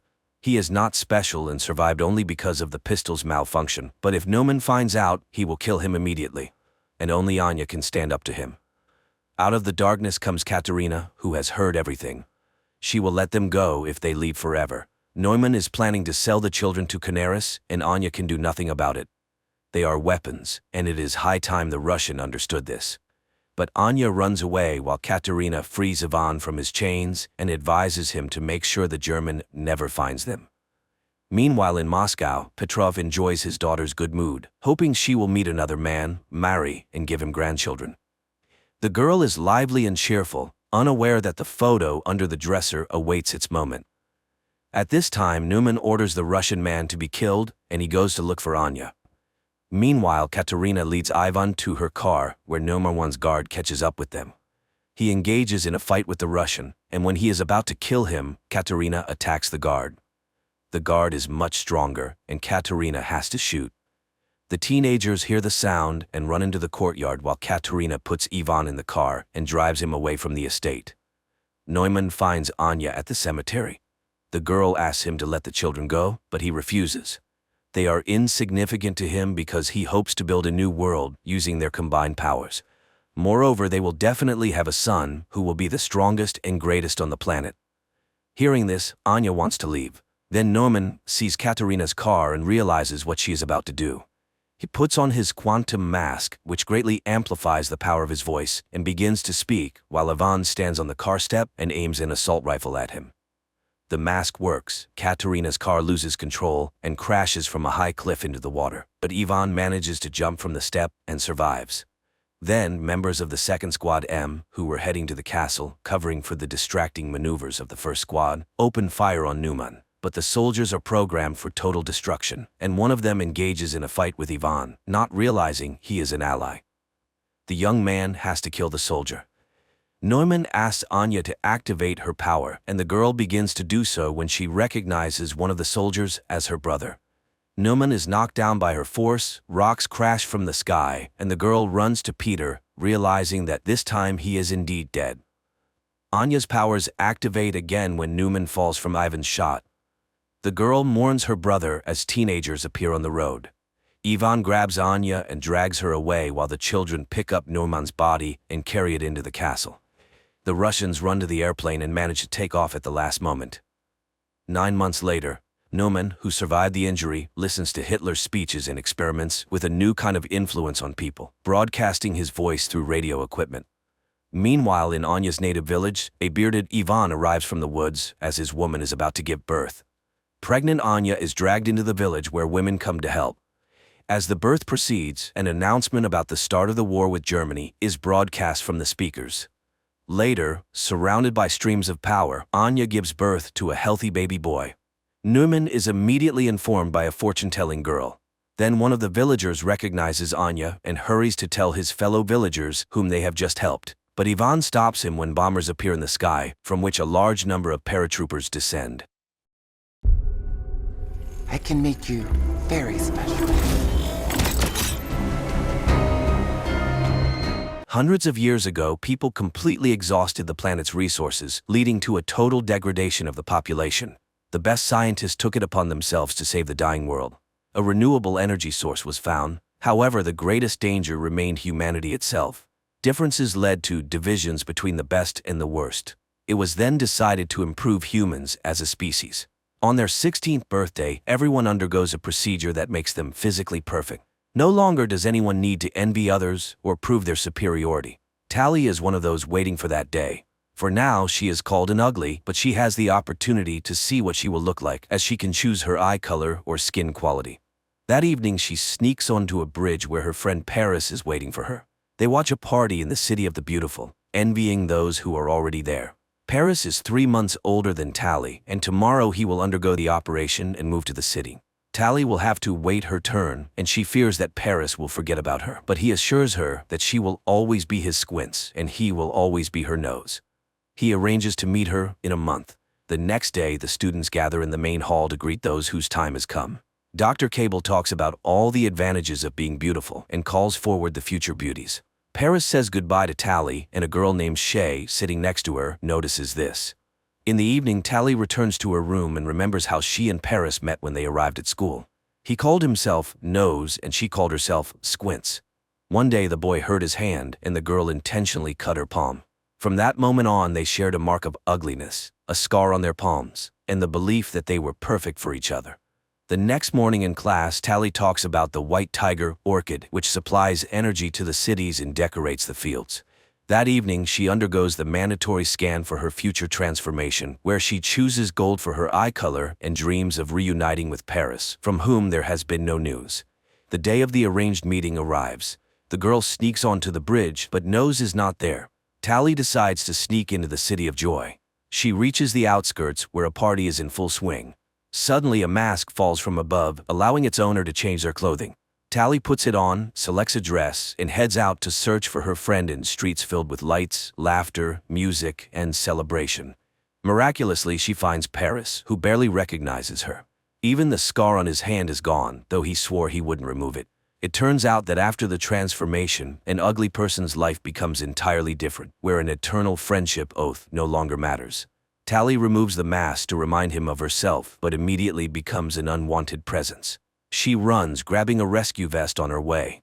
Realizing she is about to be caught, Tally jumps from a skyscraper. The vest saves her, and she manages to reach the bridge, but she is pursued, and just as she is about to be caught, Shay arrives to rescue her on her hoverboard. The girls immediately feel a kindred spirit. Tally shows Shay how to sneak into the locked kitchen and tells her that her meeting with Paris left her disappointed. One day, Shay suggests that Tally learn to ride the hoverboard and gives her a forbidden book to read. Tally learns that Shay told her friends about her jump with the rescue vest, and now she is the heroine of the entire campus, which could lead to her being denied the operation. But she continues with her lessons and masters the hoverboard. Later, the girls discuss beauty, and unexpectedly, Shay reveals that she doesn't want to change at all. For now, she takes Tally to a training ground where, choosing the most difficult track, she puts on a masterclass. After riding, Tally returns the book, in which she enjoyed the free flow of everything in the world, from natural seasons to relationships. Then Shay suggests that they both refuse the operation and escape with her to the smoke, a place where people live freely.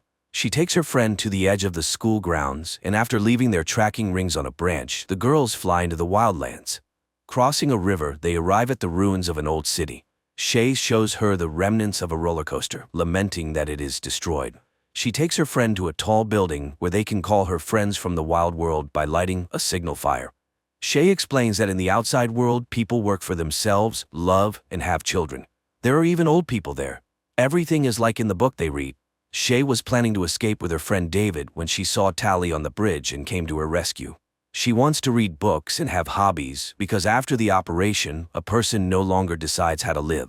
Tally doesn't understand this, as she has dreamed all her life of being beautiful. So Shay leaves her with a coated path to the smoke and departs with David, whose fire lights up on the neighboring rooftop. Tally returns to the city where the day of her transformation soon arrives. Unexpectedly, instead of the operation, she is taken to Dr. Cable, who turns out to be well aware of her friendship with the missing Shay. She insists that David is holding Shay against her will, brainwashing her. And only after Tally finds Shay and returns her to the city will she be allowed to become beautiful. A distressed Tally returns to her room, where Paris visits her. He advises her to do as Dr. Cable asks, as it is the only way they can be together. Tally agrees. Dr. Cable explains that the residents of the smoke are planning to destroy the city and have developed a weapon that Tally must find and neutralize. She sets off, receiving a pendant to activate when she finds the weapon. Tally follows Shay's instructions and after reaching the ruined roller coaster, rides it until she reaches an old railroad track. She camps in the forest for the night, lighting a fire, and unexpectedly finds charm in the surrounding nature. Later, she has to climb a steep cliff and cross the ruins on her hoverboard. The last stop is a white sea of orchids, where Tally settles in for the night. Meanwhile, Dr. Cable calls Paris and offers to further enhance him. That night, Tally wakes up surrounded by burning orchids. As she is about to lose consciousness, David finds her. He checks her over, discards the transmitters he finds, ignoring the pendant, which is not yet active, and takes her with him. However, the tracker informs Dr. Cable that Tally is in the right place. In the morning, David brings Tally to the smoke, where she reunites with Shay. However, the others find it strange that she managed to get there alone. Tally expresses her concern for Shay and believes she should return, but Shay has no intention of doing so and asks Tally to take a closer look at this way of life. The next day, Tally comes across a group of young people preparing for an expedition. It turns out that the fires are set by them because the orchids are toxic and drain nutrients from the soil, killing the planet. David offers her to join them and see the truth. The group flies on a mission aboard an ancient modified helicopter. From above, they see fields and forests destroyed by the orchids. Shay sets the plants on fire and a blaze erupts, suddenly revealing figures of people walking through the fire unharmed. Suddenly, the helicopter shakes and Shay falls down. Tally immediately jumps after her. She finds her friend and grabs her just as she sees a figure in a blue suit running towards them. But Tally grabs onto a rope thrown down from the helicopter and the two girls are pulled out of danger. Later, they discuss what happened, confused about how the city's scouts found them. Tally feels guilty and torn, as after getting to know the inhabitants of the smoke better, she has started to think differently. Here, everyone works but doesn't use money, they just trade. The elderly aren't a burden because they contribute in their own way. Most importantly, the people have chosen to be here. They melt down old iron and make useful things. When Tally asks about weapons, Shay simply shrugs, saying, "Why would we need them?" Tally joins in the work, and even though it's hard, she enjoys the process. In the evening, everyone gathers around the campfires where she is treated to natural foods. David tells the people that scouts have been spotted, meaning the city hasn't stopped pursuing them. While the smoke believes in controlling nature, the city has perfected controlling people. By focusing on appearance, people stop reading, learning, dreaming, and choosing who they want to become. That's why they are ready to defend their freedom. The next day, David teaches Tally how to shoot a bow, noticing the calluses on her hands, and gives her his gloves as a gift. At that moment, the flamethrowers arrive, having encountered scouts again. However, these are not typical beauties, but very fast and strong guys. Later, Shay notices the gloves and explains that in this world, things are different from the city. If a guy cares for a girl, it means she's important to him, so Tally has to make a choice. One day, Tally asks David about the weapons. He takes her to his parents. They reveal that they used to be plastic surgeons. It turns out these operations are not as safe as people believe. There were even fatalities.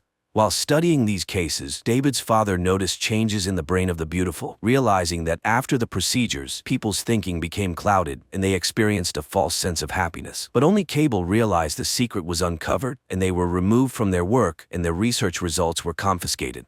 It became clear that the brain was being intentionally damaged to control people. David's parents were lucky to find themselves in a community of dissenters where they were given a medicine that helped them stay sane. That's why they fled and dedicated the rest of their lives to creating a cure. But one of the main components remained in the city. The serum is the weapon, though it's not yet completed. Once they obtain what's missing, they will need to test it on a person, but only if that person agrees. That night, Tally reflects on everything she's learned, takes off the pendant, and throws it into the fire, not realizing that by doing so, she activates it. She tells David what happened, but he reassures her that she has chosen the right path. He tells her she is beautiful and kisses her. The next morning, the city attacks the smoke. Men in blue suits trap the residents of the smoke in nets and gather them in the square. Tally holds back David, and they watch the events unfold from a distance. Cable interrogates David's parents, and when she gets no answers, she orders Paris to kill David's father. He reaches out and with one swift movement, snaps the man's neck. David rushes out, and together with his mother, they cry over his father's body. Paris sees Tally but doesn't touch her, while Cable thanks her for her cooperation, revealing her true mission. As Shay expresses her disgust towards her, David's mother secretly slips a vial of the medicine into her son's pocket. Tally breaks free, runs to David's house, and sets it on fire. In the chaos, David escapes into the forest. Tally, shooting her pursuer with a bow, also runs while the townspeople burn down the settlement and take its residents away. Later, Tally finds David and tells him that she didn't know the whole truth and the residents of the smoke paid the price. She is ready to help him get to the city and fix her mistake. She takes him to the school, introduces him to Shay's friends, and asks them for help. The young people start a rebellion, writing the words "Smoke Forever" above the city, diverting attention from the main goal. Taking advantage of this, Tally and David sneak into the laboratory. But to access the right level, the school ring is not enough. David takes it from a guard, and the pair find and free the residents of the smoke. But Shay has already been taken for the operation. Tally, David, and his mother rush after her, but it's too late. Shay has been turned into a beauty, and she really likes it. At that moment, Paris and Dr. Cable enter the laboratory, urging people to finally make a choice. All three step into the transformation booths, but just as the process begins, a helicopter flies overhead, and David's friend uses a flamethrower to melt the outer glass. The system collapses, Tally pulls Shay out, and while David's mother finds the necessary component for the medicine, they escape. The group makes it to the roof, where they are stopped by Paris. Tally tries to remind him of their friendship, but he reaches out, and David, remembering his father's death, attacks the handsome man. After a struggle, Paris dangles over a waterway, and at the last moment, he recognizes Tally, but he slips and falls down. David leads Tally away. Later, the group gathers in the ruins of the ancient city. David's mother shows them the retrieve component and pulls the vial from her son's pocket. The medicine is finally ready, but Shay refuses to be the test subject, as she loves being beautiful. So Tally volunteers to return to the city, undergo the procedure, and then become a volunteer. It's very risky, but she is confident in her strength. Sometime later, the beautiful Tally admires the city and, when asked by the system, assures it that she is completely happy being perfect.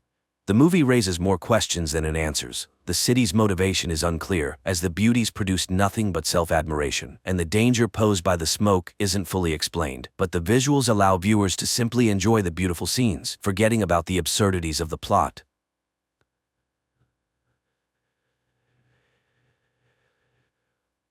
The story is set in a world grappling with a unique and terrifying epidemic. This epidemic, which has baffled scientists and experts for over 8 years, is spread through language and speech, making communication dangerous. The main symptom of the disease begins with a high fever, eventually causing the afflicted to speak incoherently, descending into madness. As a precaution, people have resorted to wearing headsets constantly, as the disease can be transmitted by hearing the speech of the infected. Those affected affected by the illness, known as jabbers, are swiftly quarantined and forcibly separated from their families, leading to public outrage and distress. The story introduces Murat, a linguist whose life has been profoundly altered by the pandemic. Isolated and lonely, he lives with his mother in an apartment, his life reduced to a series of cautious routines. Each day, Murat meticulously checks his temperature, a ritual that underscores the constant fear of infection. One day, Murat's attention is drawn to Sul, a young woman immersed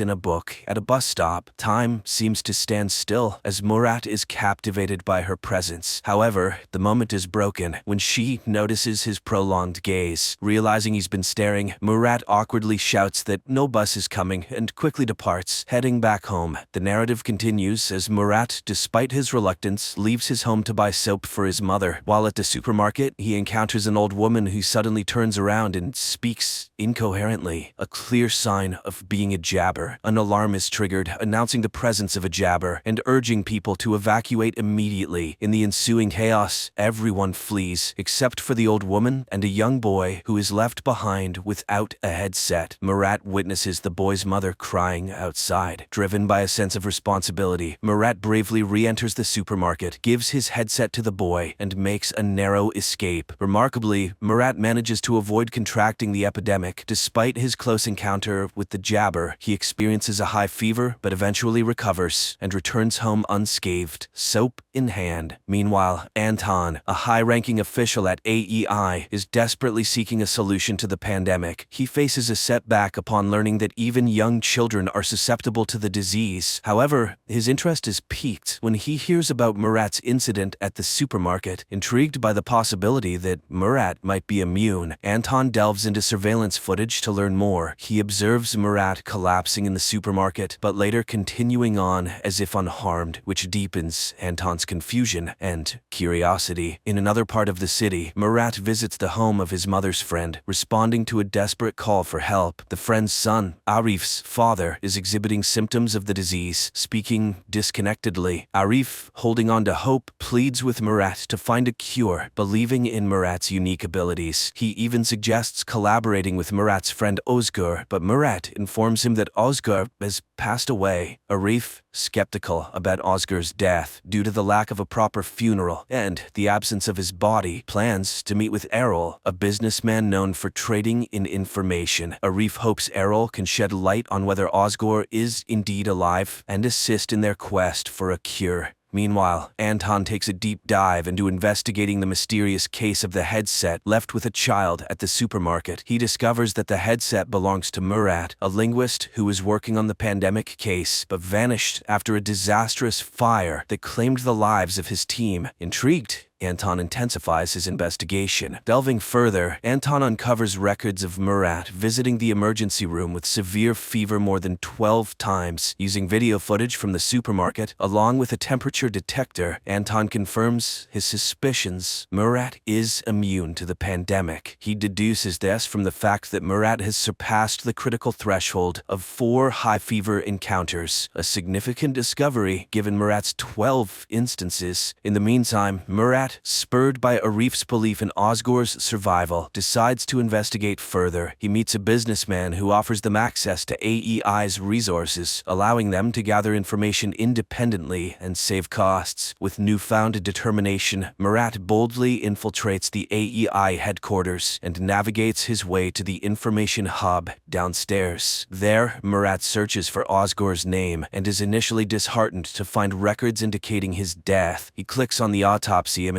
expecting the worst, but is surprised to see an unrecognizable burnt face with no identifiable tattoo on the wrist. This absence of a tattoo, which Murat knows his friend had, rekindles his hope that Ozgur might still be alive. Before leaving the hub room, Murat impulsively searches for his own name in the database. To his shock and dismay, he discovers video footage of himself from the supermarket incident. Realizing the potential danger of this discovery, Murat hastily exits the room, unable to delete the record. His escape is filled with anxiety and urgency, knowing that his presence in the AEI database could have unforeseen and dangerous consequences. Soon after, Anton, fueled by his significant discovery regarding Murat's immunity to the pandemic, eagerly approaches his superior to share his findings. However, his excitement quickly turns to frustration when his superior dismisses his claims, cautioning against spreading unverified rumors. Frustrated by this response and determined to pursue the matter further, Anton decides to take matters into his own hands. He acquires the address of Murat and his mother's home, although under a false name, and sets out with his men to capture Murat. Upon arriving at the destination, they find Murat's mother answering the door, mistakenly assuming it might be her son. However, the AEI forces swiftly invade the home, scattering throughout the house and the apartment complex. They strategically position themselves, lying in wait for Murat's return to spring their trap.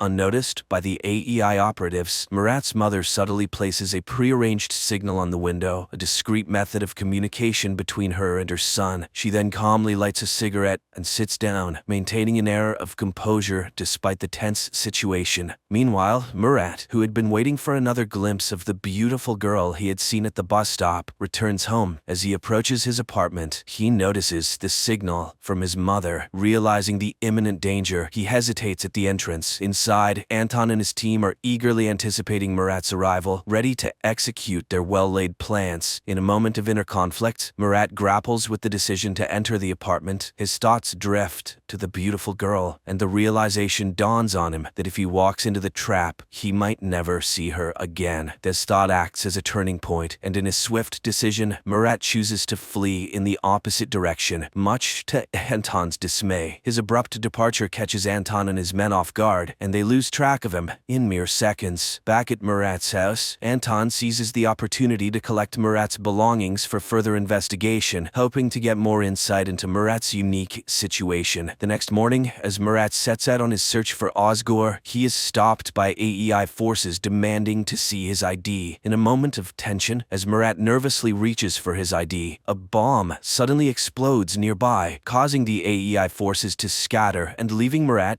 unattended. Seizing the moment, Murat heads to a location where he believes he might find Ozgur. However, his hopes are dashed when he discovers Ozgur is not there. Speaking with the man who made Ozgur's distinctive tattoo, Murat learns that since Ozgur's death, others have been imitating the tattoo, diminishing his chances of finding Ozgur. Meanwhile, Anton meticulously reviews tape recordings overnight and stumbles upon a recording of Murat claiming that he is incapable of jabbering, even if he wanted to. This revelation prompts Anton to rush to AEI to share his findings with a colleague. However, upon his arrival, Anton is informed that his boss Fazil is waiting for him. In a confrontational meeting, Fazil sternly instructs him to withdraw from the case. During this time, Murat finds comfort in a conversation with an old man who offers him a drink. As they share this moment, the old man tries to alleviate Murat's guilt over his wife's tragic death, which occurred after she was affected by the pandemic. He reassures Murat that it wasn't his fault. Murat listens in silence, eventually sharing his plans to venture into Zone 6 in his relentless search for Ozgur. Soon, Murat seeks the help of Errol, a man introduced to him by Arif. Errol is known for his willingness to do anything for money, and Murat needs him to create a false ID. They arrange to meet the following day. Afterward, Murat visits Arif's house, where he expresses his determination to find Ozgur and their shared goal of discovering a cure for the epidemic. Before he leaves, Arif's grandmother generously gives him some money, while his mother, having no cash, gives him her necklace as a token of support. However, their movements do not go unnoticed. One of Anton's men spots Murat and promptly informs Anton, who instructs his team to tail him discreetly. The next day, Murat meets Errol, as planned, to collect his forged ID. Just as they complete the transaction, Errol receives an alert that AEI forces are closing in on their location. In a frantic rush, they escape, successfully evading Anton and his team, who later search the warehouse to no avail. With his new fake ID in hand, Murat heads to the subway station, bound for the less monitored Zone 6. He smoothly passes the initial security checkpoint using the fake ID. However, his sense of safety is short-lived, as a security guard becomes suspicious upon recognizing Murat's face from wanted posters in the subway. In a coincidental twist, Sul, who Murat has been longing to see again, suddenly appears in front of him. To his astonishment and delight, she kisses him him, right there in the subway, creating a moment of confusion for the pursuing security guard. This unexpected encounter leaves Murat feeling ecstatic. Holding hands, they continue their journey on the subway, embarking on a path filled with uncertainty, yet united in their unexpected connection.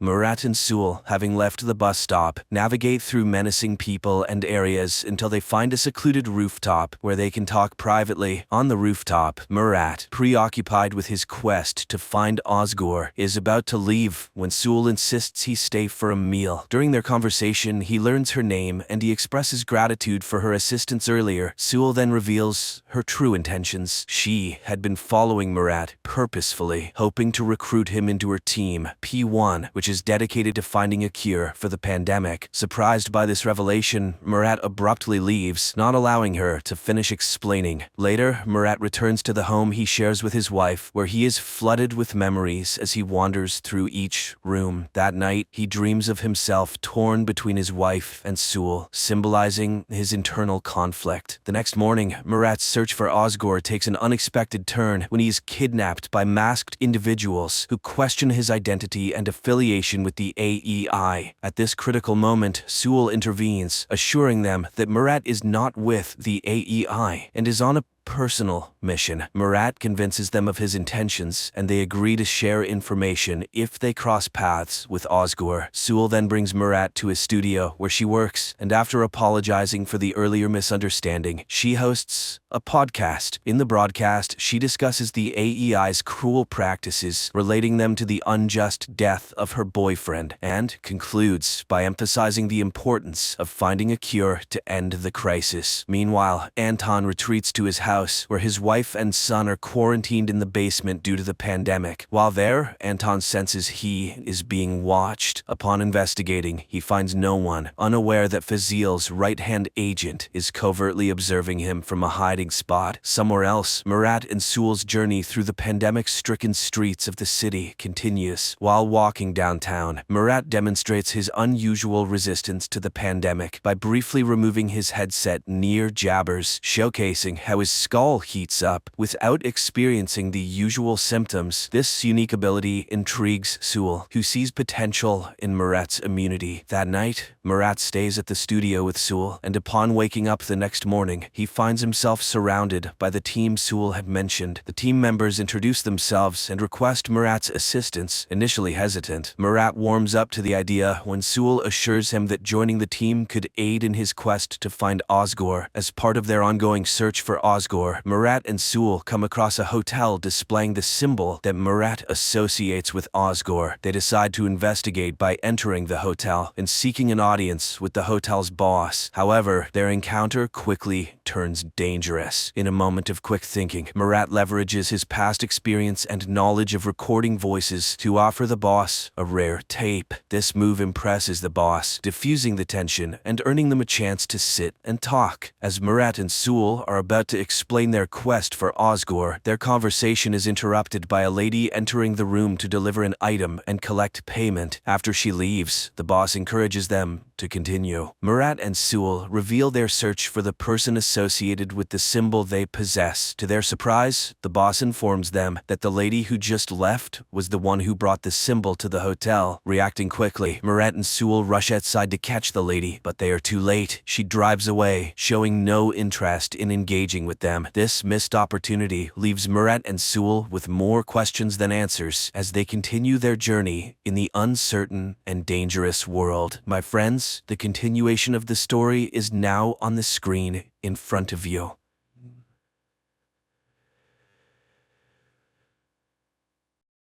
A young man returns home and discovers on the carpet in the living room his own body. Next to it lies an envelope with the inscription, "Look at me."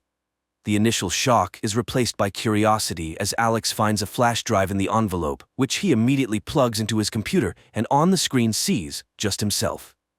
The second, Alex reassures himself he is not high and has not gone insane and advises to listen carefully. Thus, it all started with men in black coming to his house.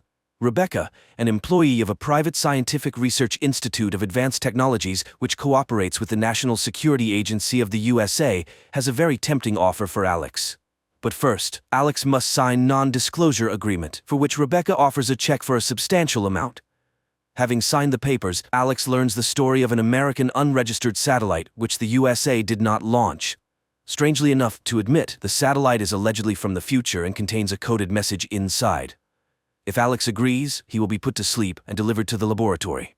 The institute knows that he is practically bankrupt and lives in a house inherited from his parents. To prove the seriousness of her intentions, Rebecca immediately transfers a large sum to Alex's account, which convinces him to sign the documents. The next day, he is put in a car, given an injection, after which he falls asleep and only comes to his senses in a closed, secret place. Rebecca shows him the laboratory where the satellite is already located. And the guy starts solving the task. 5 weeks pass, but there are no results yet. Rebecca suggests Alex take a day off, but the guy does not need it. One day he is visited by a vision in which a young woman decodes the same task. After that, Alex bleeds from his nose. Later he finds the name of this woman written on the frame of the bed. Soon, Alex manages to decrypt part of the code, which contains drawings of an unknown device. Rebecca announces the end of his work and informs him that he will be taken home. Alex comes to his senses at home late at night. He feels ill, which he attributes to fatigue and stress. But after a few days, the malaise intensified, and he began to be haunted by persistent hallucinations. And one day, 2 strange-looking men appear on the threshold of his house, wanting to know why he agreed to decrypt the code. Alex does not understand because decryption is just his job, which pays well. The men continue to press Alex with questions about morality. Don't the consequences of his work bother him, since the device to be created from the decrypted drawings will be the most powerful weapon in the world? Alex's head starts to hurt, and he asks the men to leave. They thank him for the answers and leave. Alex immediately feels better and sits down at the computer, but at that moment, a call comes from Rebecca, reminding him of the signed non-disclosure agreements. An indignant Alex realizes that the institute is watching him, and when he again sits down at the computer in his house, the lights go out. Alex goes outside and suddenly sees one of the 2 men who came to him with questions on the opposite side of the street, but the man's body starts growing before his eyes. Frightened, Alex runs home and looks out the window to see the giant's hand reaching for his window. Alex extends his hand to meet it, and morning comes. Rebecca, who has arrived, finds Alex at work. He tries to explain that humanity lives in 2-dimensional space, and his recent guests are a highly developed civilization that exists not only in space but also in time. They can be in this room but earlier or later, and they can watch what is happening through some kind of window in time. Alex tries to convey to Rebecca the danger of the device they are building, which can start World War III. Then the woman informs him that she knows about his illness, a brain tumor. The guy blames the institute, which placed him in a room with a radioactive satellite, causing a tumor to develop in his brain, and insists on stopping the construction of the device. Alex, in the present, pulls his dead body out of the house and buries it in the forest, then returns to the computer and continues to listen to the story from his future self. Alex, in the future, regrets that they did not want to listen to him because he understood that something ominous was coming. Then he remembers the woman. She is cryptographer. Alex finds her address, but Beth refuses to talk to him. Alex shouts that he is dying. He has 6 months left. After that, Beth opens the doors and informs that she has 2 years left. She also realized that it was a weapon, and the drawings supposedly came from the future. There is another person, Schieferman, who communicates with her through the computer and sends her tasks, which she solves when she feels normal. Beth starts feeling unwell, so a man takes her to the bedroom, while he goes downstairs, where it seems like he sees the girl's life in the mirrors. There she is, saying goodbye to her beloved in military uniform. There his comrades inform her of terrible news, and there she is with a handful of pills in her hand, trying to leave this life. But then his attention is captured by a message from Schieferman appearing on the computer monitor. Alex responds, but Schieferman quickly realizes that it's not Beth and disconnects. The man then grabs a pack of printed papers with tasks previously given by Schieferman. In the morning, Beth finds him on her sofa, with the papers glued together. The guy points out to her that all this are pieces of a puzzle which, when assembled, can give an answer. Schieferman clearly doesn't work at the institute. Alex asks Beth to help stop the creation of a death machine. The girl reports that she fell ill specifically after working with the satellite. She started having hallucinations and began thinking about a message from the future. What if it's possible to contact the sender? She began to hear the voices of the dead and one day heard her own voice. She also saw aliens, though she doesn't believe in them, and asks Alex to leave. Alex goes home, where people in black are waiting for him. Rebecca orders him not to meet with Beth anymore and urges him to use the remaining time wisely. Angered, the guy sends the guests to hell and upon entering the house discovers that all his papers with conclusions have disappeared. Meanwhile, Beth sees a bright light at her house, which makes her feel sick. The woman screams in fear and tries to hide. Alex tries to drown his thoughts in alcohol when a message from Schefferman arrives on his computer. The guy is sure that Rebecca is hiding behind this nickname, but the interlocutor denies it. At that moment, the doorbell rings. Beth is on the threshold. It turns out that Schefferman directed Beth here and sent her the blueprints of a device capable of destroying the technology from the future. The couple begins developing a virus capable of destroying the machine being created from the blueprints they decrypted through the computer. But the next morning, Rebecca bursts into Alex's house. Representatives of the Institute know about their work and are already on their way there. She gives the name of the Institute's founder and orders to go to him as soon as possible. She is Schefferman and hope to destroy the device with their help. Then cars approach Alex's house. The couple escapes through the back exit. Rebecca is caught, given an injection, and thrown into a car. Meanwhile, all the gas burners in the kitchen are opened. In the evening, Alex and Beth arrive at scientist Miles, who immediately recognizes both of them, as he has always followed their work. The thing is, this satellite was not the only one. There was another, which orbited Earth for about 400 years. Apparently, unknown beings from the future were waiting for Earthlings to grow up, fly into space, and be able to decrypt their message. The ancient satellite also contained blueprints of a machine whose purpose was to limit the evolution of humanity within the third dimension. But when Miles announced his discovery, he was laughed at. He also developed a tumor, luckily not fatal. He is sure that aliens are capable of existing in several dimensions. They do not perceive time in a linear form as humans do. And the second device, which is now being created at the Institute, will likely provide them access to the human dimension. So far, they are like watching a videotape where humans are movie characters. With the help of the first device, they can watch this movie but cannot change what is happening. But the second will allow changing the existing reality. Miles is just beginning to understand the essence of this process, but cannot explain everything completely. After all, even the appearance of the aliens is formed by the human brain itself. And by the way, he has been in contact with a huge alien visible only to him, living in his garden for more than 30 years. Miles constantly looks at it, causing his brain to adapt and begin to see the true appearance of the humanoid. But his guests see no one. Miles is sure that the tumor in their heads is the aliens' help so that people could perceive their reality. Alex suggests simply smashing the device with a hammer, but where is the guarantee that they will not restore it in the Institute? So all data on the server needs to be erased, although no one even knows the location of the Institute. But Miles reminds that he is one of its founders, and he pulls out a map with a detailed plan of the Institute. At that moment, a loud bang is heard at the door. The couple runs away, while Miles tries to calm down the raging alien. Alex and Beth hit the road and soon find the Institute's building, where they open a hatch through which they sneak inside.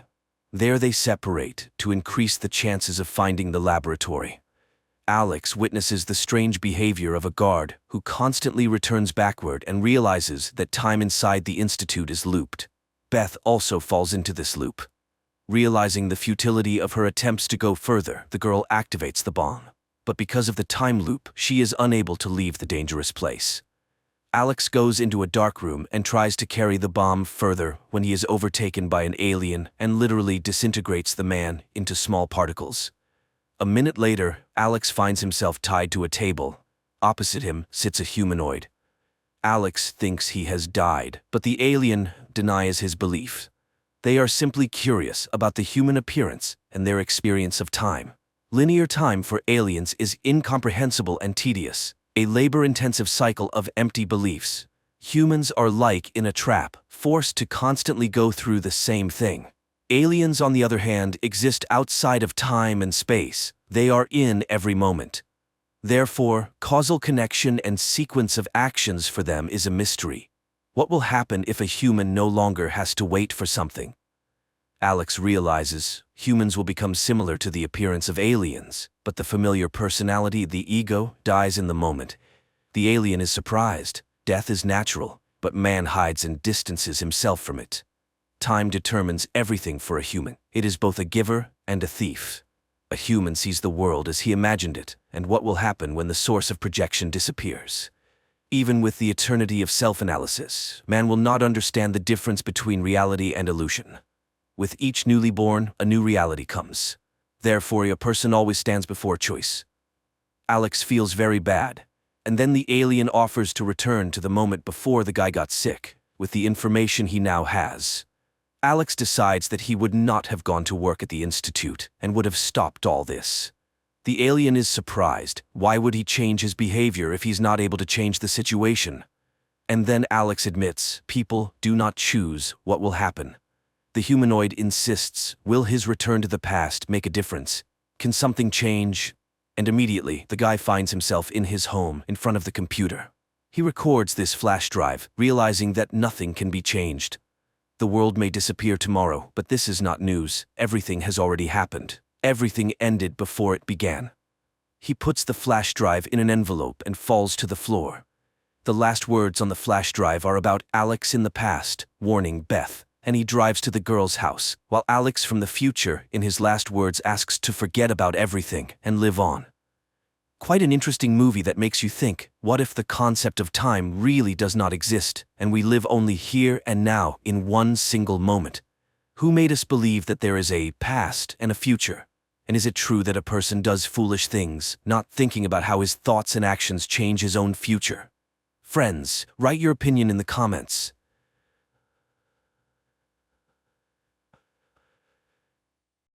The 1950s. Alice and Jack live in a typical American town. They hang out with friends, have fun, drive around, and love each other. One day, while Alice is getting ready for a party with friends, Jack goes to work with a crowd of other white collars. A female voice narrates that today is the 997th day. All employees are on their way to headquarters. All residents are safe and accounted for. Ladies are wished a good day, and Alice starts her household chores. Then she goes to her dance classes, like all the exemplary wives in town. The instructor, Shelley, reminds them, beauty is in control and grace is in symmetry. After the class, Alice returns home, chats with her neighbor Bonnie, who constantly scolds her children, and goes to take down the dried laundry. A catchy tune constantly plays in Alice's head, and she hums it. Suddenly, she notices another neighbor, Margaret, standing in front of her house, oblivious to her surroundings. Alice starts cooking, but one egg arouses her suspicion. She squeezes it in her hand and the egg turns out to be empty. She crushes the rest, they're all hollow. This activity is interrupted by burnt meat. In the evening, she greets her husband, beautifully dressed, with her hair done, and at a set table. However, her husband decides to start with another, more pleasant activity. The next day, the women relax by the pool. Alice is distracted, the song in her head again causing her concern. Then a visual sequence appears, a circle of women in wigs. Later, Alice approaches a model of the town and mindlessly traces her finger along the streets. And when she leaves the town limits, Bonnie picks her up. It's time for cocktails served by her children. During this time, the men discuss distracting topics. Everything is decent, sunny, and calm. A signal sounds, and Shelley welcomes the new residents. She is happy that the couple can learn from her husband, Frank, who has created something extraordinary, a new world. Margaret interrupts Shelley's speech, saying she and her husband shouldn't be here. Alice's husband hastily leads her away, and the newly appeared Frank apologizes to the guests. The couple is going through a tough time. Their task to chase dreams and confront chaos, the main enemy of progress. And they all change the world. The guests echo Frank's words. Everyone here is happy, they are all one family. The man thanks the women for supporting their husbands, they are their support. The fun continues. Alice goes to find Jack, but finds Margaret, who says she has nightmares she can't be here, but Alice's husband quickly pulls the curtain in front of Alice. Alice finds her husband in the house. Jack kisses her, and the couple gets some alone time. But at the brightest moment, Alice sees Frank, who, smiling, watches their lovemaking. Later, the women gather in a shopping center and discuss their perfect lives, and poor Margaret. Alice feels sorry for her neighbor, though Bonnie thinks she brought the trouble on herself. After all, she took her son into the desert by herself. They found her, but without the child. The conversation turns to what the men are doing. No one knows for sure, but it's said that they are making weapons. Bonnie cuts in, that's not their business. Women also do work, they create comfort. At night, Alice has a nightmare, but in the morning, as usual, she sees her husband off to work and starts her household chores. Then she goes on a trip. She is the only one left on the trolley bus and says she just wants to ride. Suddenly, she sees a plane flying towards the mountains, and then it crashes.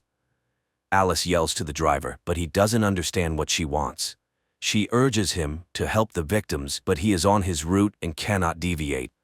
Alice jumps out of the trolley bus and runs towards the mountains. She walks a long way through the desert, then reaches a road and climbs a high mountain, topped by a strange dome. She approaches closer and stops at a mirrored glass. Around her, no one, only her reflection. Alice raises her hands to the glass and loses consciousness. In front of her in the darkness, a circle of dancing women and a male voice calls for order. People must allow themselves to discover what life should be like. The next moment, Alice finds herself on her bed. Coming to the kitchen, she sees Jack preparing dinner. The dishes are in disarray, many groceries spoiled.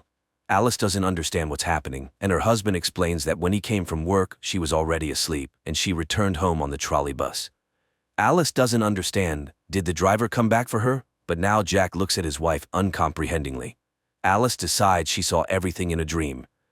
The next morning, everything goes as usual. Alice sends her husband off and starts cleaning the window glass, but suddenly it seems to move. It presses her against the wall, and the woman is gasping for air.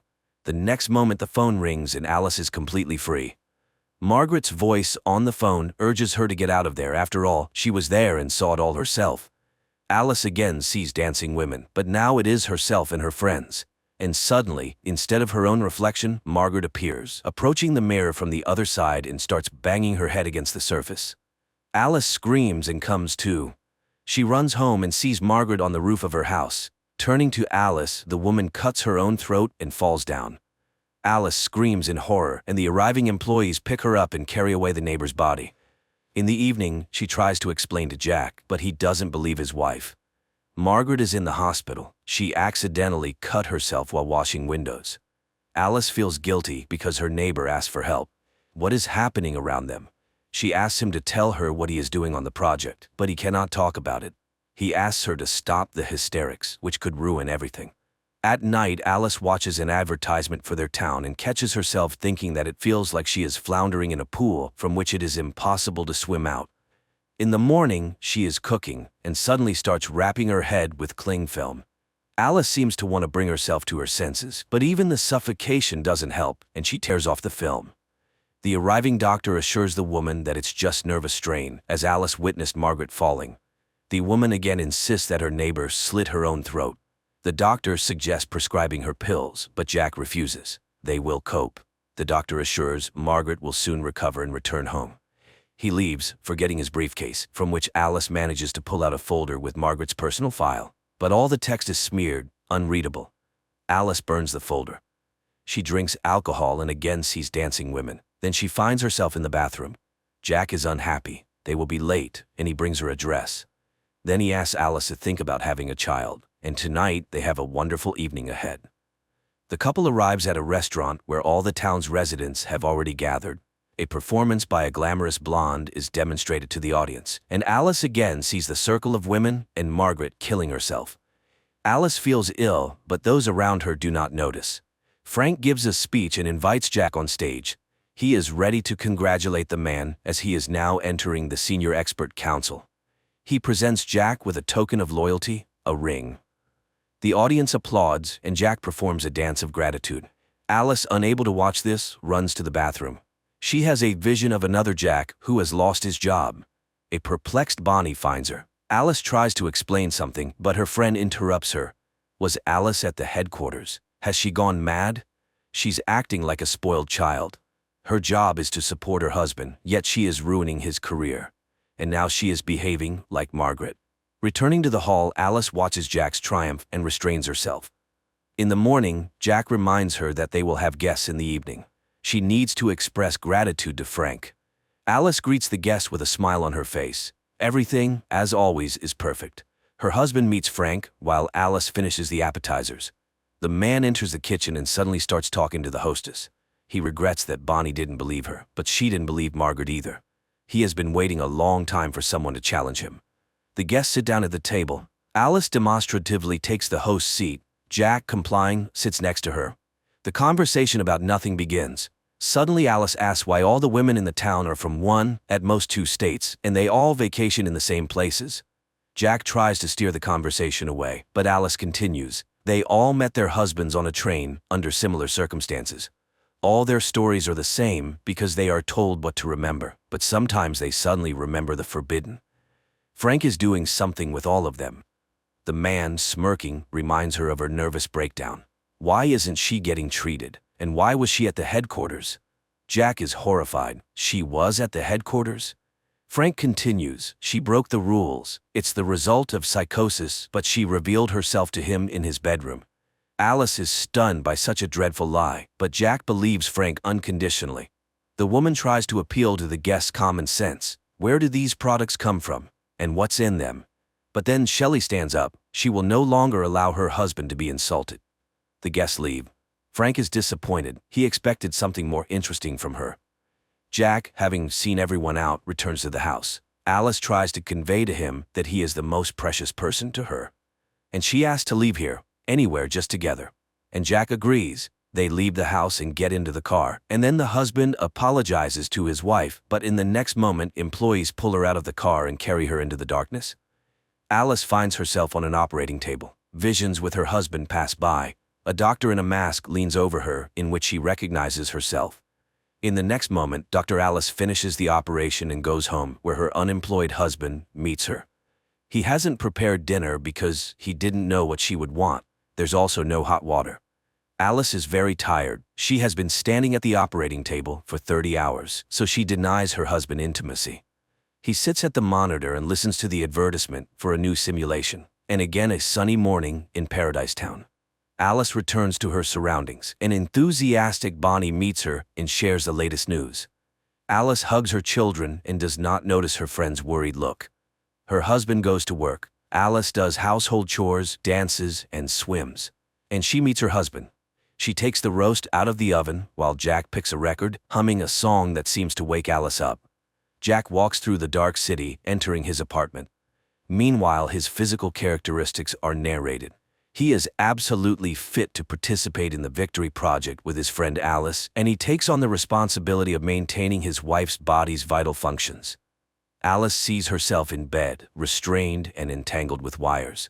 Jack cares for her body because he is obliged to exit the simulation each day and work to afford it. The man lies down next to her and hums the song that Alice is hearing now. She realizes he has deprived her of real life, but the man did this to save her from constant work. Frank created this world so they could live as they wanted. He works like a damn soul for this, but she is happy. But what about the others? So they really are hostages. Jack hugs her, but Alice hits him on the head. The next moment, Bonnie finds her. Jack is dead, and she immediately reports it to Frank. Bonnie confesses that she knows everything about the simulation. She chose this life herself because here she can be with her children, who are alive, but other women know nothing. Alice must run, or they will kill her. The woman steps out into the yard, goes to Jack's car, and drives into the desert. Employees chase after her. Cars catch up with her, but Alice, making a maneuver, causes a collision in which a doctor dies. Her pursuers continue the chase. Frank is informed of the incident. He orders the woman to be captured at all costs. In the next moment, Shelley stabs him with a knife. He is a fool and has botched everything. Alice races towards the mountain, but near the summit, her car stalls. She continues on foot. Employees pursue her, and there ahead, the dome. The woman approaches it, her pursuers just steps behind her, and suddenly feels her husband's hands on her shoulders, asking her not to leave him. Shelley reaches out. A strike. Darkness. Visions of the perfect life and victory. And a sigh from a woman waking up in reality. That case when it's hard to take someone's side. The husband deprived his wife of reality with good intentions to make her happy, and probably many would want to escape into the simulation from everyday problems. But can you make someone happy against their will?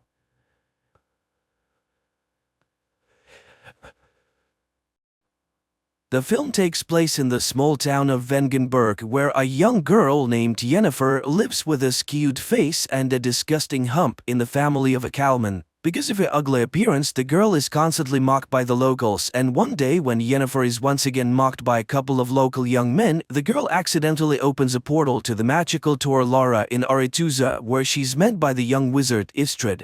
The guy is concerned. All magic leaves traces which wizards can use to find someone who has even an ounce of magic in them. He decides to save the budding sorceress and opens a safe portal that brings Yennefer home. Time later, a beautiful and wealthy lady arrives at the farm of the girl's father to buy a pig. But upon seeing the girl, she expresses a desire to buy her too. And the father, who does not hide his disgust for his daughter, sells her for half the price of the animal, despite the pleas of her mother, who recognizes the lady as a witch. So Yennefer finds herself in the magical school of the enchantress Tissaia of Rees, where several girls are already studying. At first, Yennefer takes the separation from home hard and how low her father judged her. She even tried to commit suicide, but when classes begin, she discovers that the young wizard was right. It was her inadvertent wizardry that caused the wave and caught the attention of the school's rector, the wizardess Tissaia. The girls who study at the school have also distinguished themselves with the same unique skills. Soon Tissaia holds the first test.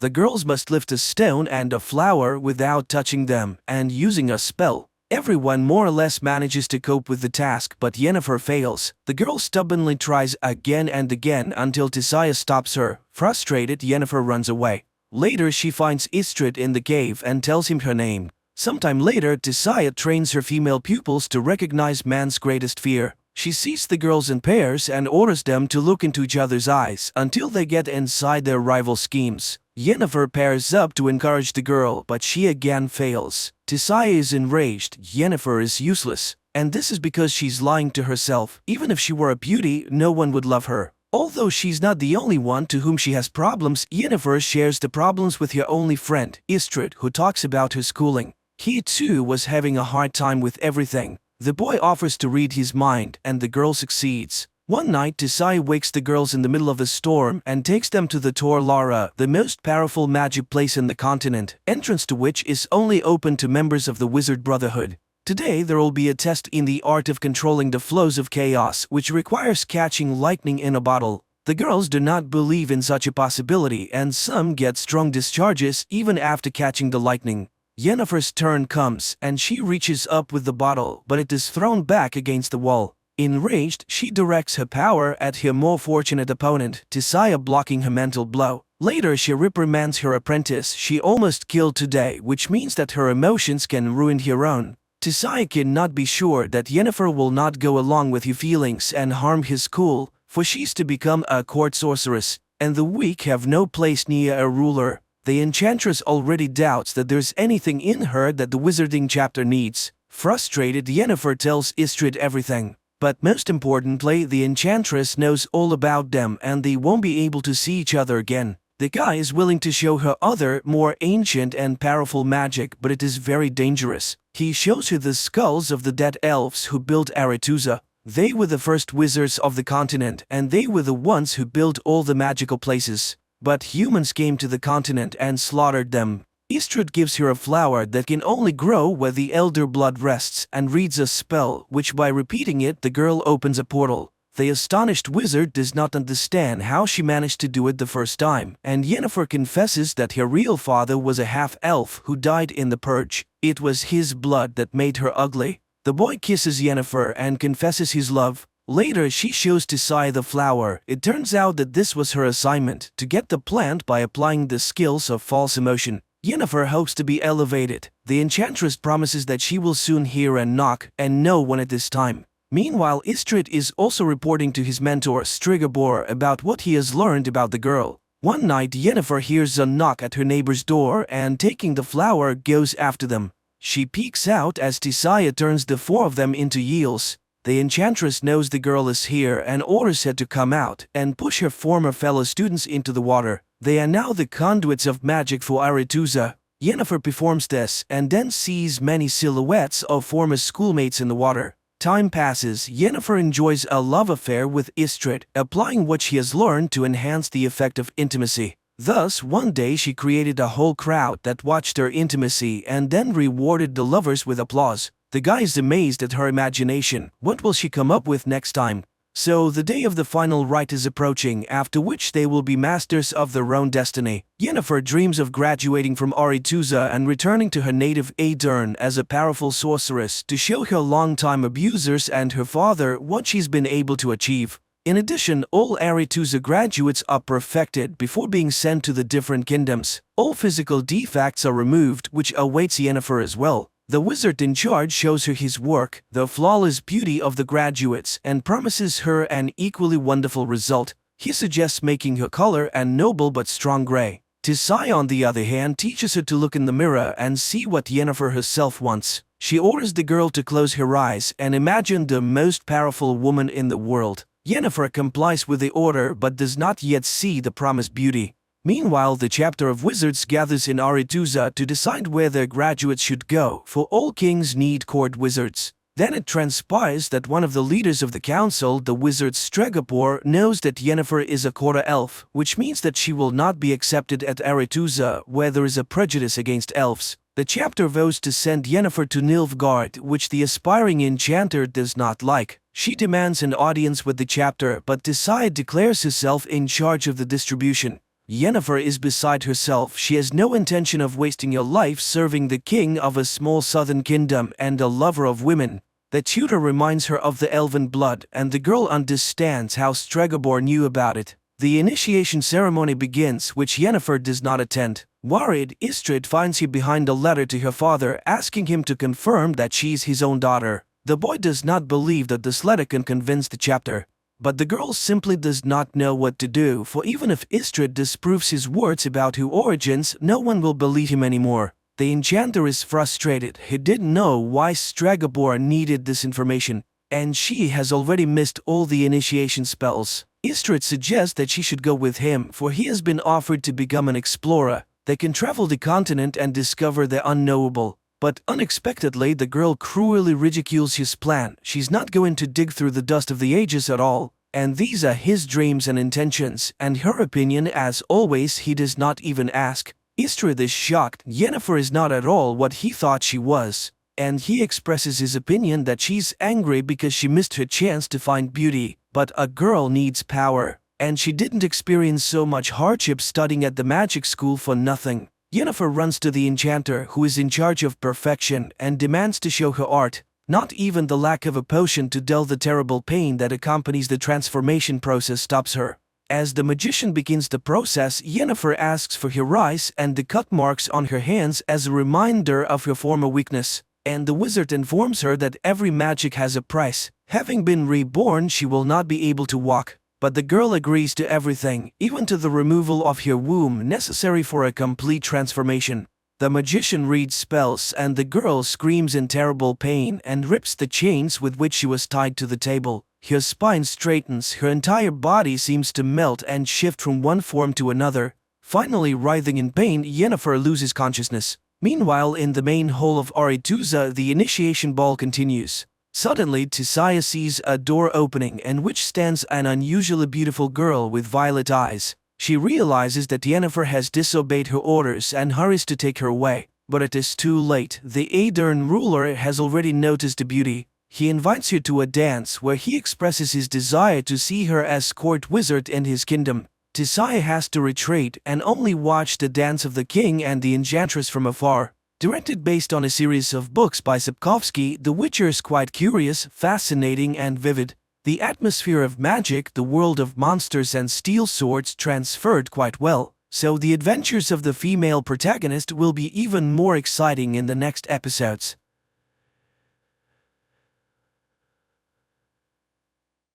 In the future, a time comes when women are offered a unique opportunity to conceive and give birth to a child using mobile artificial wombs in the form of eggs. Don't say a bob. Say a baby. You're completely tuned to the odd, near-future scenario. A young woman wakes up in her apartment. Her home AI immediately activates the coffee maker and informs Rachel of the good news about the improvement in her digestive health. It suggests an appropriate outfit for the day and reminds her of her visit to the capsule center.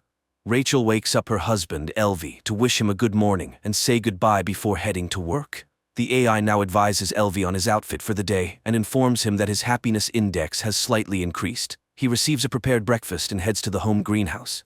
Meanwhile, Rachel arrives at work, where today there is a presentation of a new generation of cognitive assistants called our machines, which are soon to become new cognitive supervisors.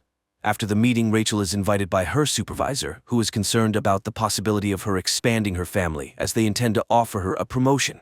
Additionally, the corporation is willing to provide funding for the services of the Uterus Center, which Rachel appreciates. Following this, Rachel continues her workday when she receives a call from the uterus. There have been changes in their lists, and a spot has opened up which the center can offer her. They schedule a visit, and Rachel settles into a relaxing chair, dreaming about her future child. During this time, her husband conducts a class in the botanical garden, where he shows students a fig fruit that he managed to grow naturally. He offers the young people a taste, but they view the fruit with disgust. Finally, one brave soul tries it. Meanwhile, Rachel shares the joyful news with her colleague and friend Alice and confesses that she hasn't told her husband about her visit to the center. Because of this, she has to consult her robot psychoanalyst, to whom she admits that her husband is very distant from her, as he is fixated on the natural world, which translates into his desire to have a child conceived, carried, and born naturally.